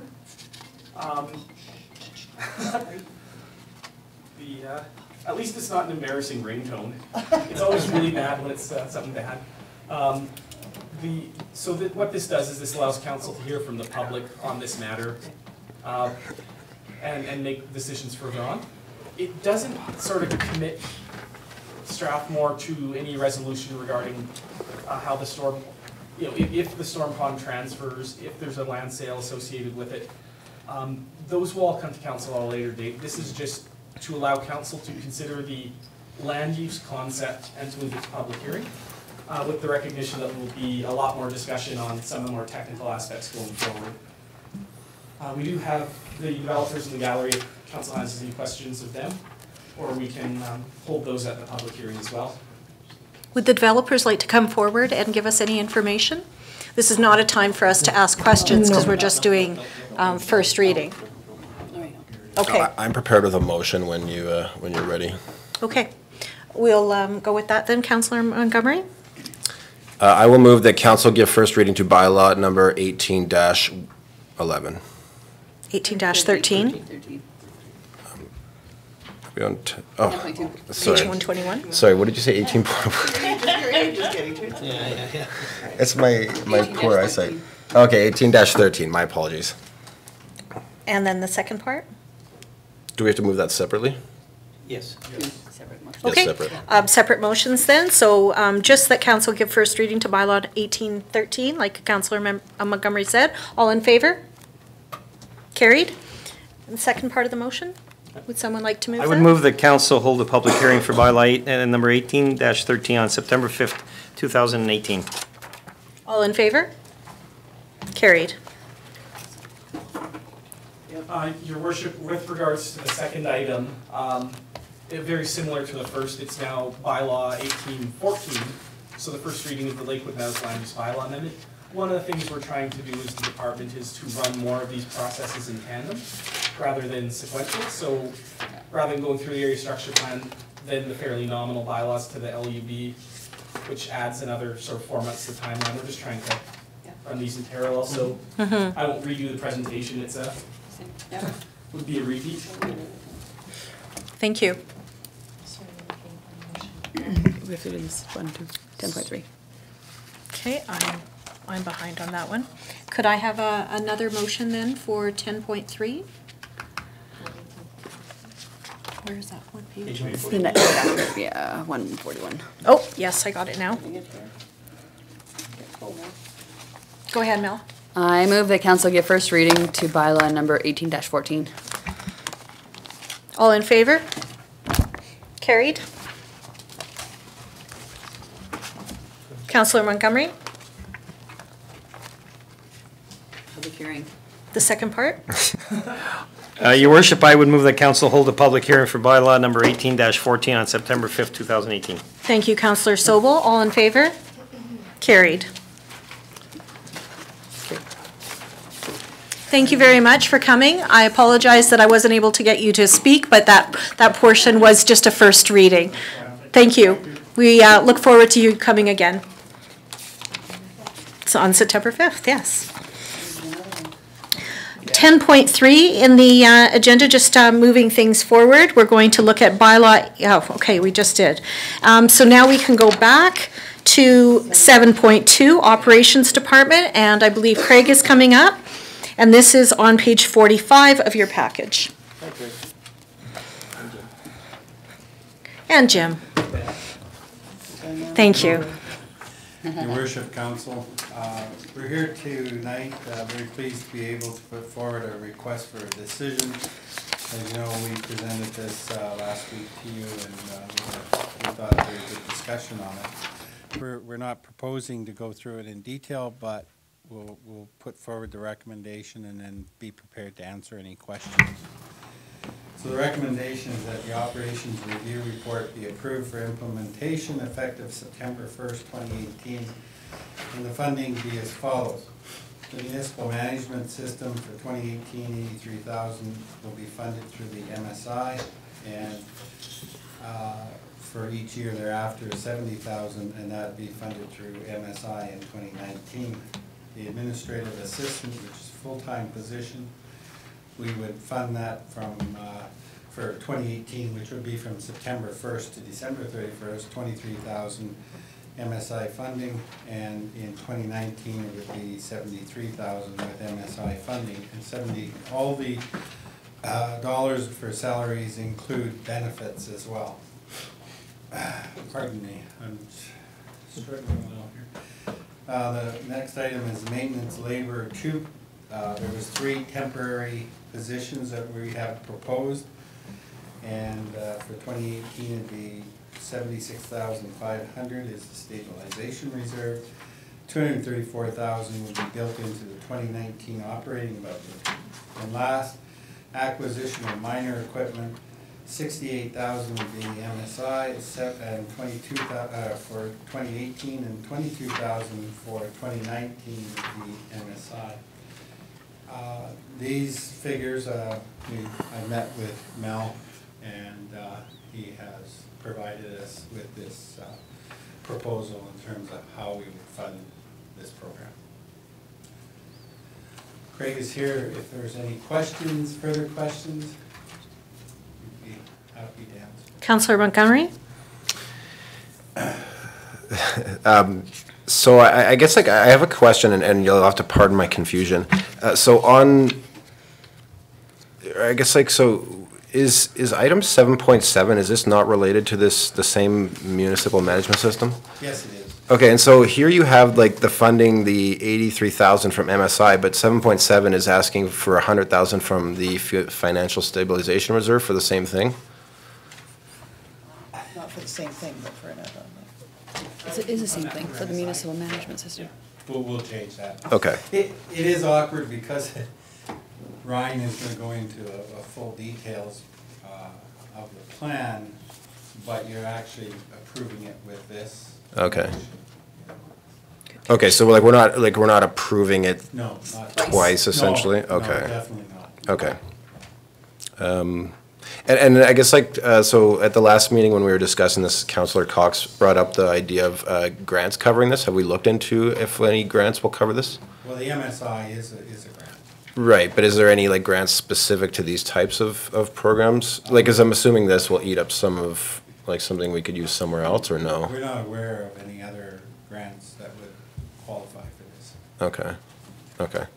That's my only questions. Thank you, Councillor Montgomery. Councillor Corbeil? Thank you, Your Worship. I have a quick question. Are these positions, I guess maybe this was my confusion last time, are they permanent positions or are they just temporary? The admin assistant is a permanent position.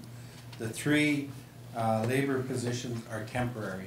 Okay. So they will be reevaluated and brought forward for whatever the recommendation might be next year when we do the review. Okay, thank you.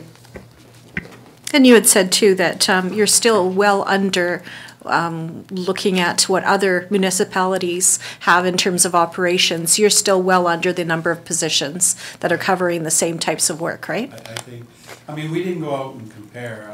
I'm familiar with some other municipalities, and I'd say you're certainly on the lower end in the operations department in terms of number of full-time positions. Well, I think this type of review definitely makes sense and shows that we are really accountable in terms of where we're spending our money. I think next year when Craig and Ryan, because as you may know, Friday's my last day, so. No. Why are you so happy? Like, stop. I wasn't feeling well, but then I brought that up and no, I will very much miss helping out here, but as you know, it's time to move on, and Ryan is taking his training wheels off. I've hired my replacement. And I will say he was, before I left, he was able to give me this sickness before, just, a little going away present. So, no, but anyhow, Ryan and Craig next year will be doing that review. And I really strongly believe at that time you're going to see a significant difference in the service levels that you're going to get well into next year than you're getting right now. And as I said earlier, or last week, we all recognize that we're not, I'm going to say, we're not doing a good job. We're not meeting the expectations of council or the residents, and we know that. And with this, we feel that we will meet those expectations. Good to hear. Councillor Cox? So just a comment on that. I really do think that you worked hard to get it to what we as a council have brought back. And again, we've talked about it more than once tonight about the quality of life here in Strathmore and what we experienced with the beautiful winter we had this year. I think I'm ready to move as well. Councillor Peterson? I just wanted to say that I went in anticipation of spending a lot of money. One of the things I did was I brought the binder last week when it was in our committee of the whole to look at the communication forms. More than 80% of the communication forms, more than 85%, were related directly to issues of operation.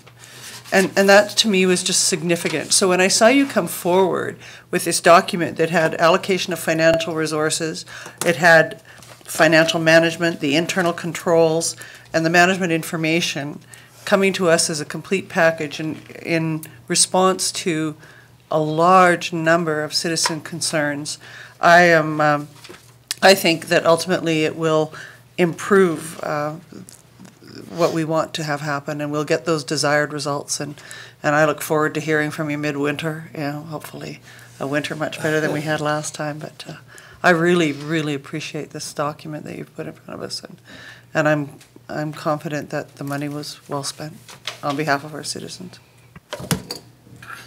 Comment. Thank you, Councillor Peterson. Councillor Cox? Just a little bit of clarification.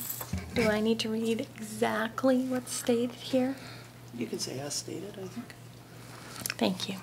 So, I move that Operations Review Report be approved for implementation effective September 1st, 2018, and that funding be issued as stated here. Yeah. Okay. Is that acceptable? Okay, thank you. So you've all heard the motion. All in favor? That's unanimous. Thank you. That's carried. And Jim, We've really enjoyed working with you. Thank you You've for been all your very help. efficient. Thank Yeah. you very much. We'll be sad We've got to. one more presentation. And so. It's his dance. It's snow removal or whatever you call Yeah. it. So- Okay, so one more time we'll get to see you tonight. The next item on the agenda is 7.3, rectangular rapid flashing beacon, RRFP, rapid flashing pedestrian crossing lights, and that's going to be Mark Burrell. Got a little presentation here. And that's on page 69 of your agenda package. We're getting there. Long way to go. Just over 85. Okay, that was my motion. Did you hear my phone going off? Let's see, he just texted me.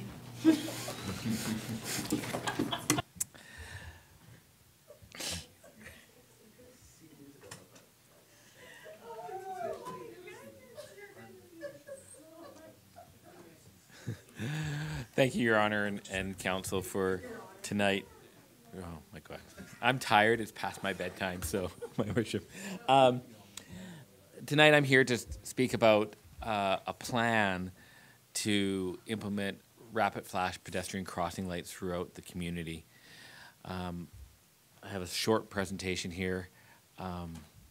Basically, we've had really good success with our system so far, but it's been almost like a one-off, even though we've been budgeting for just 2 lights a year, but we haven't really come up with a plan. So that's what we're trying to do tonight, is come up with a systematic approach to forecast where you can go. So when people ask council or they have concerns or questions, we can point them to this document and say, yes, that light is going to get one. It's going to happen after these other 3 ones, and this is why. So we went out, the infrastructure department with the town bylaw officers, went to and looked at where they had concerns. Our bylaw officers had issues. And we identified these sites to develop this long-term system. Currently, within the town, there's 4 rapid flash sites in town and 3 overhead lights, pedestrians. And of course, no one in the community will be able to see this, but we do have it in your package. So they're basically, yeah, I can barely see it myself. So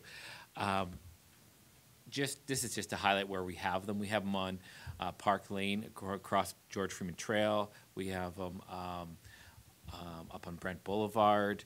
We have it on Wheatland Trail, and we have it on as well on Park Lane. Then we have our overhead flashing lights on Wheatland Trail and also on Brent. And the difference between the overhead ones are they're really expensive. They're actually the ones over top, and those are really important for where you have higher speeds and you need to give people longer periods to notify them. Where the rapid ones are kind of in between just signs and those overhead lines, and they're there to really get the attention of your public. So identifying future ones, of course, we went out with the bylaw. We looked at our GIS system where there's existing crosswalks. We visually actually inspected them, and we also looked at that as a probability of where these things would happen, if they're near playgrounds, crossing between parks, pathways, traffic volume, pedestrian crossing volumes. Because there's no point in putting a crosswalk where there's no pedestrians, and there's no point where there's no vehicles. So we identified approximately 15 to 16 sites. These are not in order of precedence. These are just locations that they actually drove around and found them. So they drove all over town, zigzagged. So we went through that process of identifying these 16 sites, and some of them were brought up from bylaw. Some of them were just concerns from citizen communication forms. We then looked at those sites in terms of TAC. We looked at the type of intersection. So if the intersection had 4-way stops, there's no point in putting rapid flashing lights. That's not where we put those. We put it where there's no control. There's just a sidewalk or a crosswalk going across the major road, but no intersection controls. The visibility of an existing crosswalk, traffic volumes, pedestrian volumes, and what we call percentage of vulnerable people. So where we have people with mobility issues coming from a senior's house or elementary school, it's not as important when you have a high school versus where there's the kids. I mean, they're still kids, but they're not small children.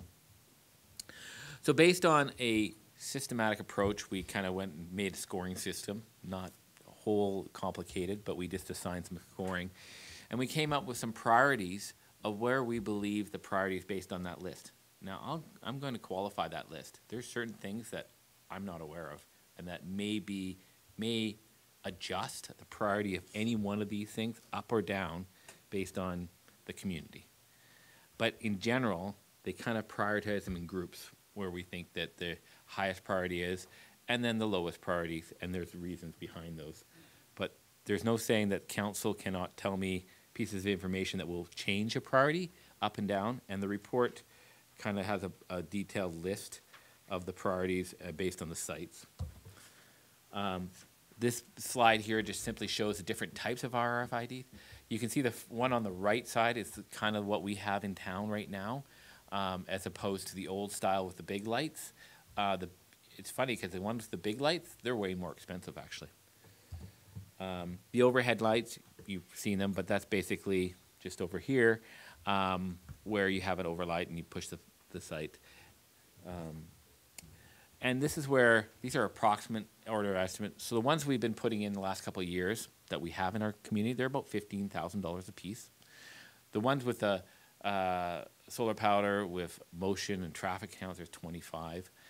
Standard circular ones, 25 to 30. So you can see that they're almost double the price of these newer ones. And then the overhead ones, they're $60,000 to $75,000, and that could be higher depending on the actual location. Sorry for the color of this. This is terrible for a presentation. So based on that priority list, we kind of grouped them into semi-groups. We haven't been very specific. Council, on a year-by-year basis, basically approves our rapid flash budget. It's $30,000 this year, and it's been $30,000 for the last 3 years, I believe. And going forward, we are assuming that council will continue that, and if they do, this is what we plan to do. Currently, our top priorities that we're looking at is Lakeside Boulevard and 6th Avenue, and Brent Boulevard and Maple Tree Way are the two top priorities that we have this year. You know, you're talking apples when you go into priority 2, priority 1, they could flip based on certain things. Then we have 4 in the priority 2, priority 3, and then we have priority 8, which is this Wheatland Trail Crossing Golf Course. That comes from a citizen communication request. We don't believe that that would work as a rapid flash. It would have to be an overhead. So it's kind of not even in this program, but it kind of would be off that side of it. So that's almost a separate project. We looked at 15 allocation over 10 years. We're recommending continuing with the same type we've been using in terms of the rapid flash with the solar panel. Right now we're looking to install for this year with the current $30,000 budget, Lakeside Boulevard and 6th Avenue and Brent and Maple Tree. Any questions? Yeah. Councillor Peterson? Thanks, Your Worship. Mark, on the if you go back to the slide with the list, the orangey yellow slide with the priority list. Sorry. One of the major concerns that and it's been talked about in this council chamber on 3 occasions, and I don't see it on here, but it might just be that I have the street wrong, and that's the one on Park Lane Drive, going to Aspen Creek. To Aspen Creek. So there's a crosswalk there. There's a playground right across from it, and it is the trek for the children.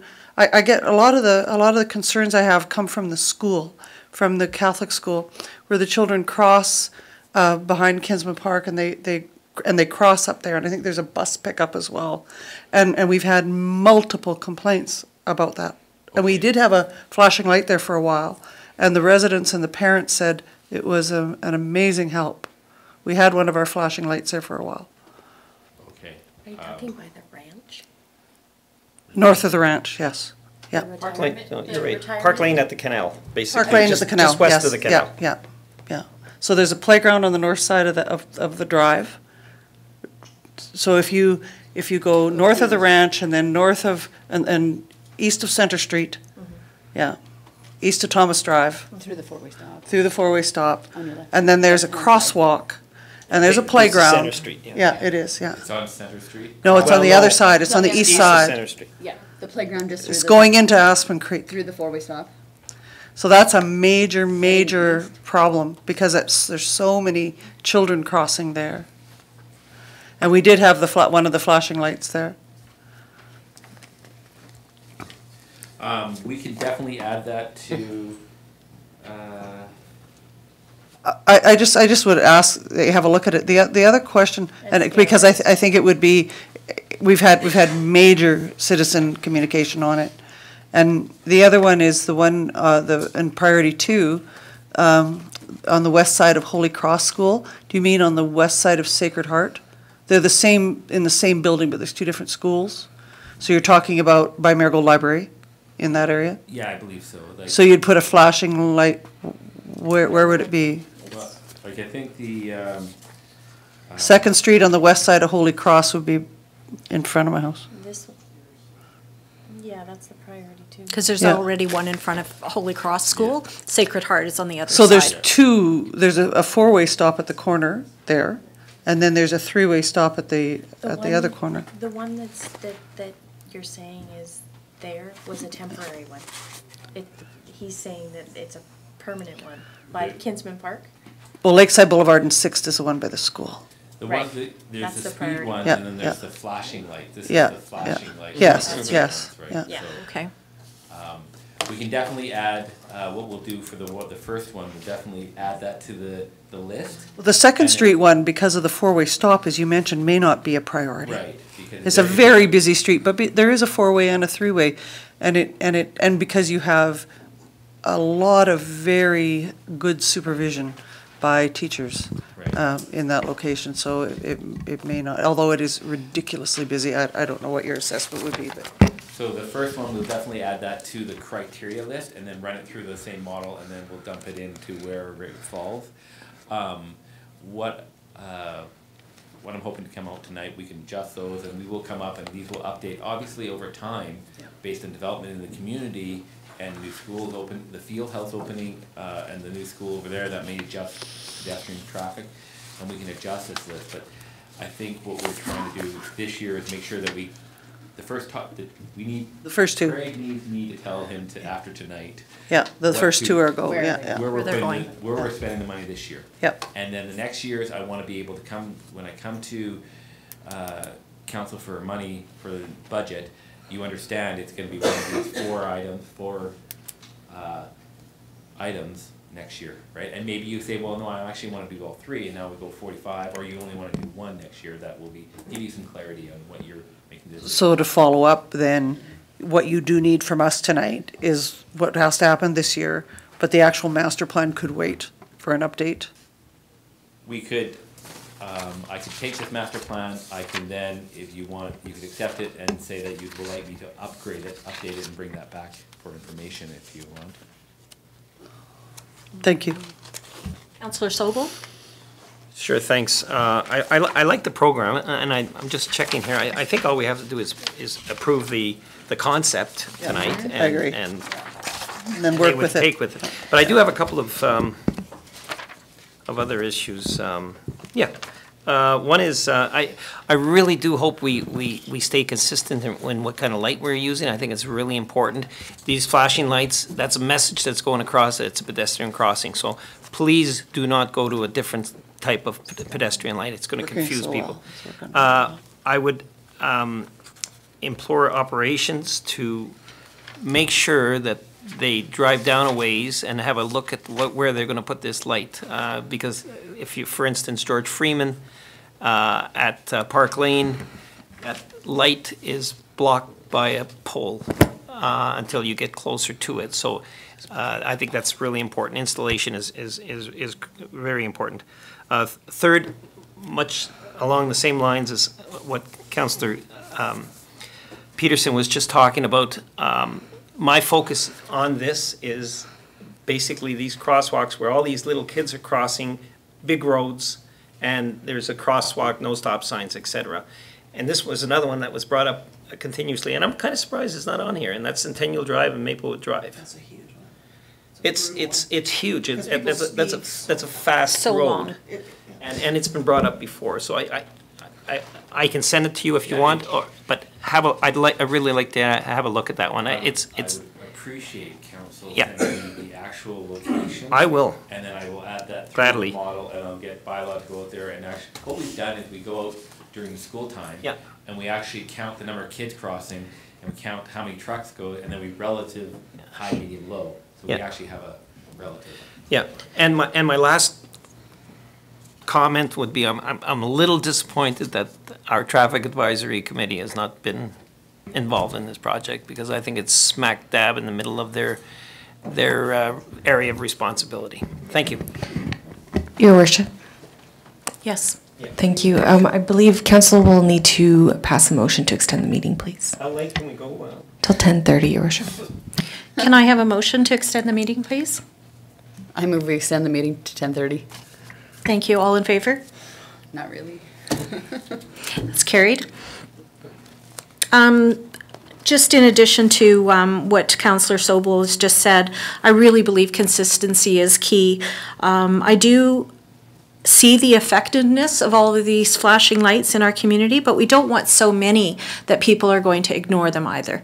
So I like the way that you've put together the master plan to develop the priorities, and we're looking at where the traffic patterns are from our school kids. And that one on Centennial Drive and Maplewood Drive is a key one because of all the kids coming from Brentwood and Crother, and they're all traveling south on Maplewood Drive, going across Centennial and trying to access Greenwood Meadows and is that right? Greenwood Meadows? Aspen. And Aspen.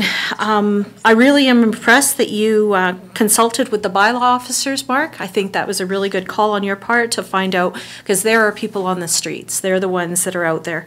And I also agree that it's been well received from the public. So thank you very much for your hard work on this. May I have a motion? I'm ready with a motion, Your Worship. Councillor Sobel? I would move that council adopt the RRFB master plan to direct administration on future priorities. I think we'll do two separate. Two separate ones? Okay, we'll just do the first part then. All in favor? Thank you, that's carried. Go ahead, Mel. I move the council approve the installation of RRFB in 2018 at the following locations: Lakeside Boulevard and 6th Ave, Brentwood Boulevard and Maple Tree Way. All in favor? It's carried. Thank you, Mark. Next on the agenda, we have the winter road maintenance policy from Craig. Oh, we get to see Jim again. They work in tandem. 2 for 1 today. 2 for 1, a twofer. Yeah. We were asked to review the winter road maintenance policy because it is a good time to do it, before winter starts. And I understand, next week. I understand we had a very rough winter last year, so looking at this policy, Craig and I, it looks like you've amended it 4 or 5 times during the course of the winter, the last being March 21st. I think both Craig and I felt that we don't want to make any changes. Now, if you feel necessary, but we felt that we needed to probably go through another part of the winter to see if this policy is panning out the way we thought. It really hasn't been tested in terms of the most recent changes that's been made to the policy. So we're recommending that no changes are required to the winter road maintenance policy.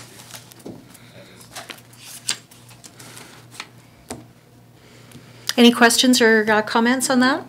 All right, ready for a motion? Your Worship, I'd move that this report be accepted for information purposes. Thank you, Councillor Sobel. Thank you very much, gentlemen. Can I just make one other comment here before? Oh, sorry, we have to vote on that. Yes. All in favor? And that's carried. I don't know, I believe that James has let you know about this, is that I will be providing some administrative support for Councillor Sobel and Mayor Fuel at the Calgary Metro Region committee meeting. So I have a bit of a background in that with the capital region of Edmonton, so hopefully I can provide these. So we'll still see you. Once in a while. Good. That's good to know. Yes. Thank you, Jim. Item number 7.5, Recreation Facility Development Committee appointments. Tracy? Thank you, Your Worship. I'm just going to handle this. Administration is recommending that council appoint a number of individuals to the Recreation Facility Development Committee. They're listed in your package, and we're recommending that the term be till the end of October. I'm ready with a motion. Councillor Montgomery? I will move that council appoint Bob Wells, Wayne Hanson, Jeff Bodie, Lawrence Carrier, Jim Laszlo, Chad Moskal, Natalie Hasland, Tristan Perriard, and Mike Langen, I'm sorry if I made a mistake on anyone's name, to the Recreation Facility Development Committee for a term, and when did you say you wanted to end for this? Okay, October 31st, 2018. Thank you, Councillor Montgomery. All in favor? And that's carried. The next item on the agenda is 7.6, Badlands sign. And I guess we get to meet Kelsey now. Or Ryan, will you be doing this one? She did. I made her too embarrassed and she left. That's all right. She was a bit nervous to present tonight, so I'll do it on her behalf. So this is an item I think that council's been looking for a long time, and just trying to clear the docs on this. Yeah. So Canadian Badlands signs. I won't go through the whole presentation. I think council's familiar with this. The town of Strathmore is a member of the Canadian Badlands, which is sort of an umbrella. I'm going to call it, an umbrella destination marketing organization for the region, which includes the County of Noodle, Empress, Taber, Medicine Hat, Coaldale, Drumheller, Stettler, among others. They had a sign program running a number of years ago, encouraging communities to mount these signs. For whatever reason, the town did not take advantage of that at the time. However, they still do have the signs designed. So our engineering staff have put together two options for potential signs, sort of attaching that Badlands sign to the town of Strathmore signage to add visibility to that. So example one, which I do believe is the preferred option, is would have that Badlands sign there, as well as our incorporation as a town.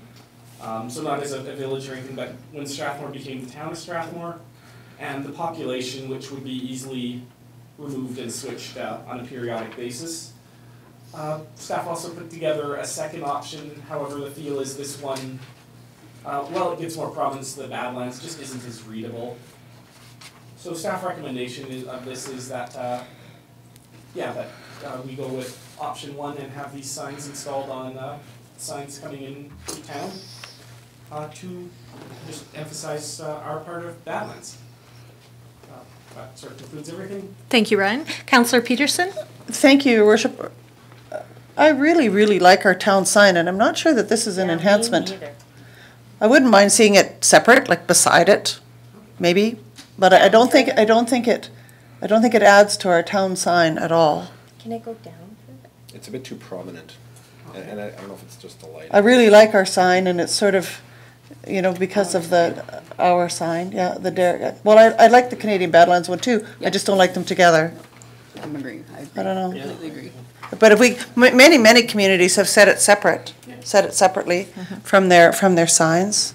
Your Worship, absolutely, and I think it was just a matter of the staff being involved, maybe not knowing the history on this, so it is very easy for us to simply take that same core concept, Canadian Badlands, with the incorporation and the population. Probably put Strathmore up there to emphasize Strathmore despite that, and put that on a separate thing. It does require additional approvals from Canadian Badlands? From the ministry, but we can get those. That's simple enough. I'm prepared for a motion. Can I just make a couple comments? I understand that Canadian Badlands was the one that approved this originally, right? So this has been done? Your Worship, the layout and the logo are all Canadian Badlands. The different municipalities have flexibility in terms of how it's laid out. They're all different. mess with the logo and the color scheme. Okay. The colors of the incorporated 1911 and population 13592, I would just like to make sure that those are going to be ones that we can change the population. And would it be possible to put it in black rather than white? Because the white is a little bit hard to read on the yellow. Yeah, Your Worship. As I say, these are all easy enough to change. There's no requirement that we use white. I think that was just an aesthetic choice, but black, especially if the sign is separate, will probably pop more. Okay, that would be good. And I like Councillor Peterson's suggestion that it be separate, and maybe like encased in, fossilized rocks, or some rocks, or like something kind of probably separate, a little outside so our $5,000 budget. Yeah, but so that it's prominent, but it's separate and distinct, and that allows us too that if there's an opportunity to put other signs around it, that it can be that it can look like it all goes right. So, Councillor Peterson, you have or Councillor Sobel, you have a question? Just a comment. It's my understanding that Canadian Badlands paid, was it a percentage of the sign? Half. Half. Your Worship, that funding program has unfortunately, it looks like it's ended. However, I think they've made verbal commitments to do so. They did. I thought they gave us money. They didn't give us the money, but they made a commitment here in this chamber. They made a commitment here in this chamber a bajillion years ago. Yep, when we got to it, that they would share the cost with us. So I think they'll stay with that. Yeah, Your Worship, I think so. And there was a maximum on it. Yeah. If not, we do have some other funding sources for it, so you won't have to come to council for dollars. But yeah, we're going to go to Badlands for their half. Your Worship. And I think it's my understanding that they had already deposited that money. Your Worship, there is a funding agreement in writing for this. Perfect. Thank you. All right, so Councillor Peterson, would you like to make a motion? So I would move the council direct staff to install the proposed Canadian Badlands sign in an appropriate place as shown on figure 1 in this report. All in favor? And that is carried. Thank you. Okay, bad editing, so what? Adjacent to. Adjacent to, there you go. Thank you. Municipal management systems, that's item number 7.7 in your package, page 101, and it says that it's Jim. I'm ready with a motion. Is that too soon? Oh, this is this one? This was Yeah. Ryan, though, because he's doing Well, it's Ryan, He wants pardon to me. talk Yeah, about Your it. Worship, I think the report is fairly comprehensive. I can, staff can answer questions on this or go through the presentation. I had just wanted to show what the, if council wants to move forward, we probably should, I just wanted to show what the, What it can do? well, unfortunately, the service request didn't look too great here, but it is map-based, which we've had phenomenal response so far from the public on just the written submissions for service requests, customer communication forms, CCFs. One of the things that this software package will do, and I think the report goes through everything else, however, it does move to a map-based system, which is sort of even more intuitive for people. So we expect to get even more, for better or worse, to get even more comments coming through this. Yeah. So just to be clear, so the second part should read MSI, is that correct? Okay. I will move that council direct administration to enter into negotiations with Esri Canada to purchase and deploy the CityWorks municipal management system with a 2018 cost of not more than $100,000, and further that the cost of the program be allocated from the municipal stabilization MSI. Thank you, Councillor Montgomery. Discussion? Councillor Sobel? I appreciate you not wanting to rush through this, because we are late in time and in the evening already. But I think it's important that the public understand that the goal of this program is to improve the department service levels and efficiencies in the near and long terms, addressing long-standing departmental challenges and preventing maintenance coordination. It's going to make it a lot easier for our population to identify an issue and council.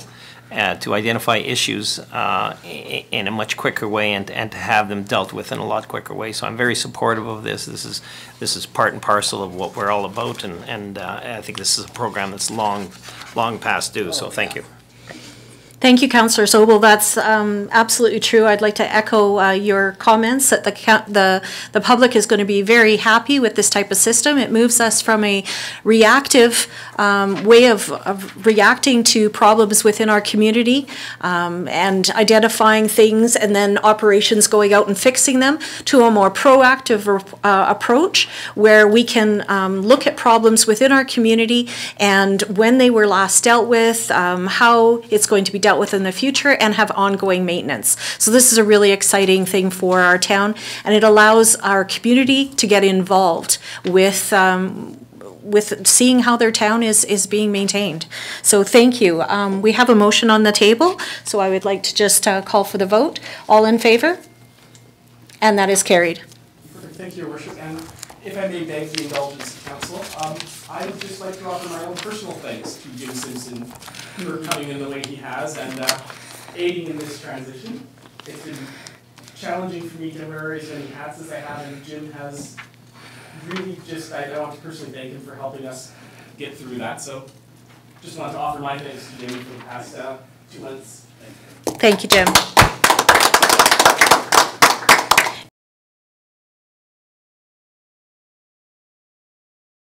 Of everything. Number 7.8 on the agenda is the municipal census results. That's on page 107 of your package. And 29. Will you be speaking on? I'm just going to get this up here.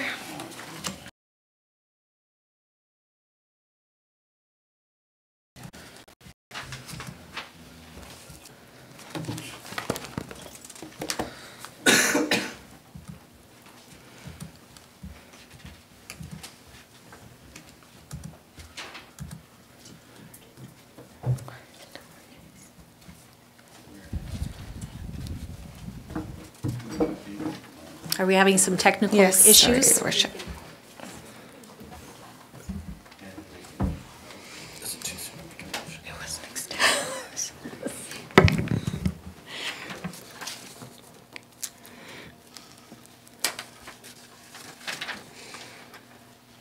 My back is killing me.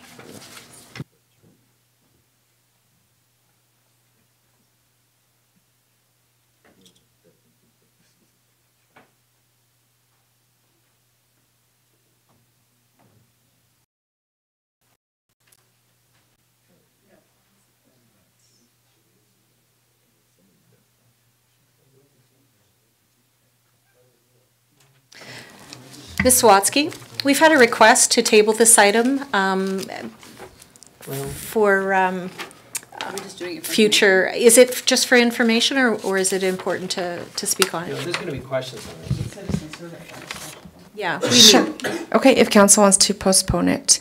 My only concern is the deadline for submitting to the province, I believe is beginning of September. So. Like the census, you mean? The census, yes. Okay, well, we could accept the census and then table the other one, right? Your Worship, we can go through them. I can go through them and we can discuss it further at a committee of the whole meeting in September. Mr. Lagore, do you have a comment? I was going to suggest that you adopt it and then you can discuss it later at a committee of the whole. Yeah. Okay. Yeah. Thank you very much for that. Councillor Montgomery? I got it. Councillor Cox? I move that council accept the 2018 census report as presented. Thank you for that. All in favor? And that is carried. Now the municipal census results, or the citizen survey results, pardon me. Your Worship, we can postpone that item. We don't need to adopt it. So that'll be postponed to the committee of the whole in September. This is when we're going to get questions on. Do you need a motion? Yeah. Yeah. Do you need a motion, Jennifer, to bring that back in September 5th? That's a good idea. Yes, please. I would so move. I would move that both the contents of the census and the survey both be brought back to committee of the whole. We want to go committee of the whole? Committee of the whole on the 12th of September. All in favor? 2018. That is carried. You said that was September 12th. 12th. Item number 8, committee reports. Are there any committee reports from committees on which councillors sit? Councillor Sobel? Oh, I'm sorry. No, I just forgot to shut Okay, the light. there are none. Seeing that there are none, we'll go to number 9, items directly related to council. Okay, and there are no items related directly to council, so we'll go to bylaws. 10.1, bylaw 18-11, land use bylaw amendment bylaw on Slater Road, page 113 of your agenda package. And that's Charles. Mr. Proctor, welcome. Good evening, thank you. So I have 2 quick presentations tonight, I think 4 slides each, a couple minutes. We'll start with bylaw 18-11. So an application has been submitted for land use redesignation. We have a PowerPoint here. For 82 and 86 Slater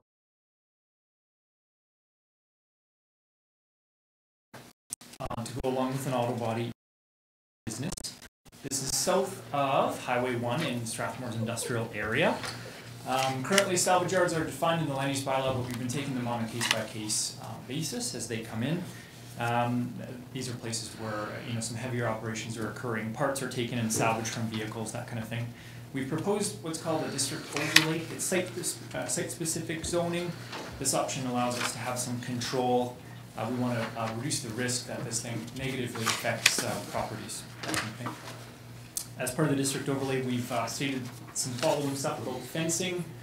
Here we go, screening the site with a 2-meter fence, stacking vehicles no higher than this fence, landscaping the site, providing space for vehicles to unload. Sample site plan there, more information in your report package there, and the recommendation is that we get first reading to this bylaw tonight and hold a public hearing in September. We've asked for the second meeting in September to hopefully give you guys a break. We don't want too many public hearings on one night. Thank you. Thank you for that, Charles. Councillor Peterson? Your Worship, I would move that council give first reading to bylaw number 18-11. All in favor? That is carried.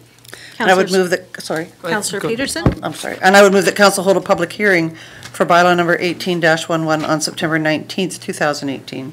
All in favor? Thank you, that is carried.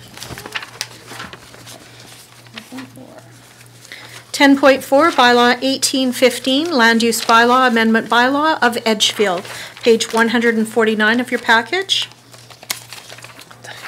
And that's Charles again. Thank you, Your Worship. This is another first reading bylaw 18-15 for an auto body and paint shop in Edgefield. So an application has been submitted for an auto body. We have a definition for auto body and paint shop, but it's not a listed use in the commercial highway district. Rencor, the developer's approach, does to have sort of a more retail-oriented auto body in Edgefield. The tenant is Fix Auto. There's franchises all across Alberta. This is a quick little location of where it's going to be. That's Co-op and PD North there. Just the red lines. We recognize that auto bodies can be industrial, but we've got a lot of pictures with this application. We think it's going to be more retail in nature. It benefits both parties, as the developer's best interest is to have an auto body that doesn't upset his other commercial tenants, that is commercial in nature and that kind of thing.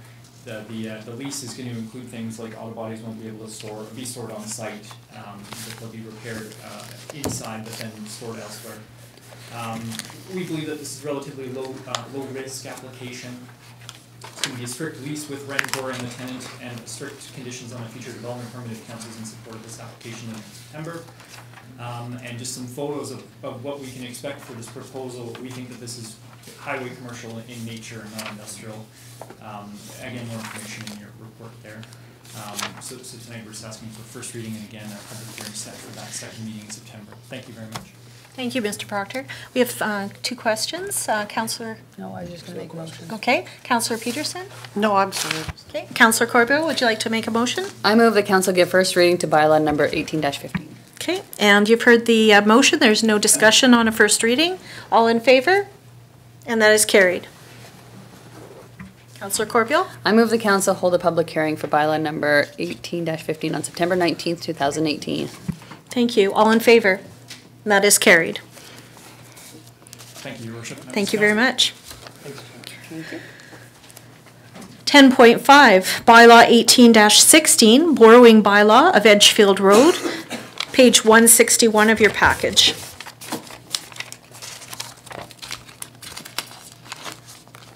Hello, Good evening. Mr. Teedy. How are you? Thank you. Very well, thank you. Good.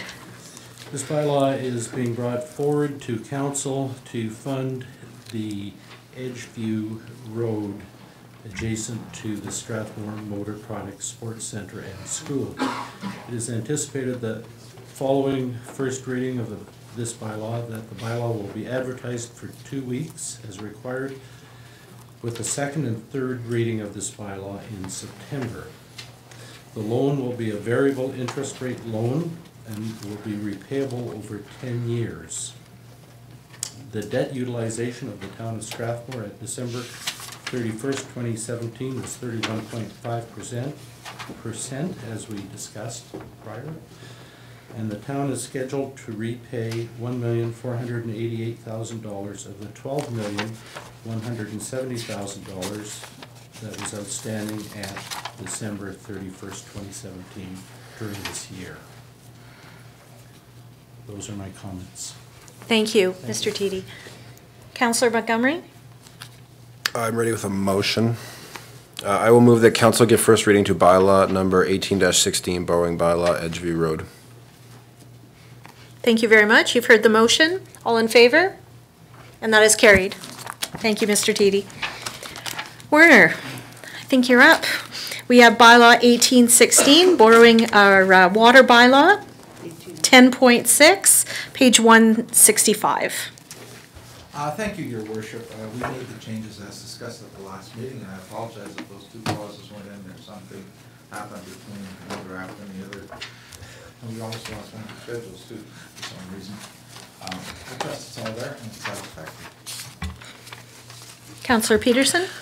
Thank you, Mr. Fisher. I really appreciate this. I just want to, for the sake of the many people in the community who are really anxious to see this come through, to just encapsulate this, that the restrictions on our watering bylaw are that people will not be watering from May 1st to October 31st between the heat of the day, 10 a.m. to 5 p.m., and that other than that, there are no restrictions placed on watering except those that will be instituted by the City of Calgary and then will align with our own. That's correct, and so the watering exemption permit has also been removed from the bylaw.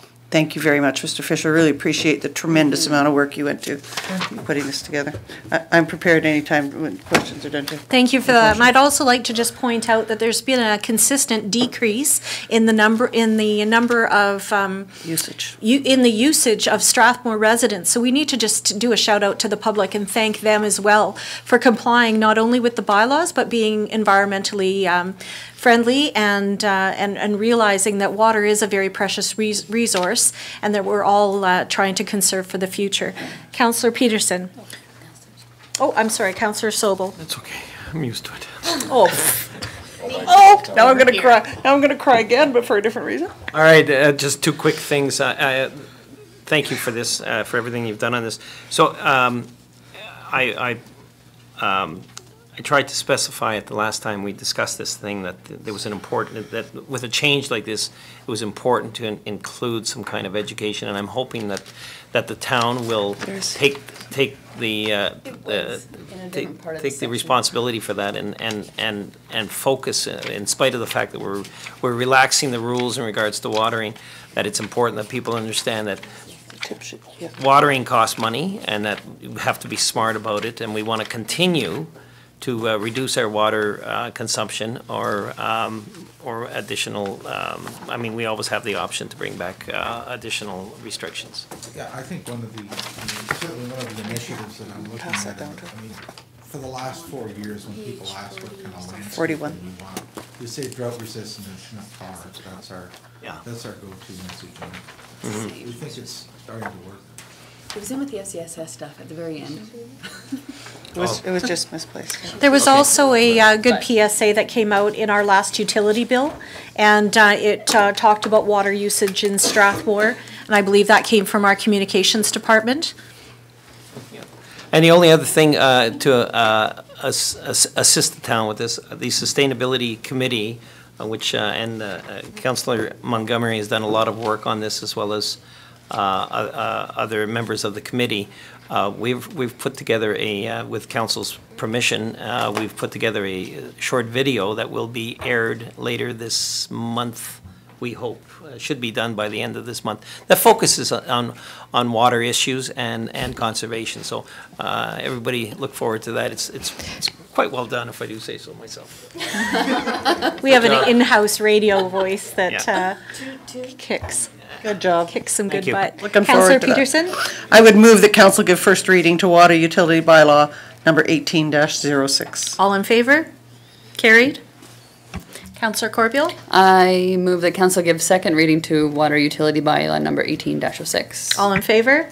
You should ask for any discussion. Carried. No discussion for first reading and second readings. Oh, second reading. Oh, second reading? Oh, pardon me. Thank you, Councillor Montgomery. That's okay. You were right. All right, so now the part that I always screw up. I will move that council give unanimous consent to giving third reading to water utility bylaw number 18-06. And with that being said, is there any discussion? You can't do that. Oh, you can't on this one. Oh, okay, thank you. Okay, so we will just vote. All in favor? Carried. And I would move that council give third and final reading to water utility bylaw number 18-06. Okay, and any Thank you. discussion on that one? And thanks for the fire hydrant. Okay. This is good. And all in favor? Yeah. Carried. Thank you, Werner. And then second. Discussion only on second reading.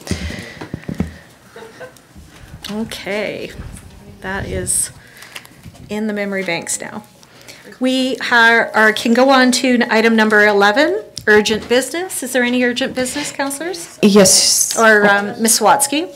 Yes, Your Worship. We have item 11.1, our CMP financial planning document. At the last council meeting, council accepted the document. However, council did not authorize the mayor to sign, which is needed. So we're requesting that council make that motion. May I have a motion? Councillor Cox? I move that council authorize the mayor to sign the RCMP financial planning document as presented at the July 4th, 2018 regular council meeting. All in favor? That motion is carried. Is there any other urgent business? Okay, item number 12, questions between councillors and council statements. Seeing none, we'll go on to item number 13, administrative inquiries. There better not be any. There are none, Ms. Sawatsky? All right, so then we'll go on to 14.2. Actually, we need to go in camera then. Thank you, Councillor Peterson. We're all in favor, and we are going in camera.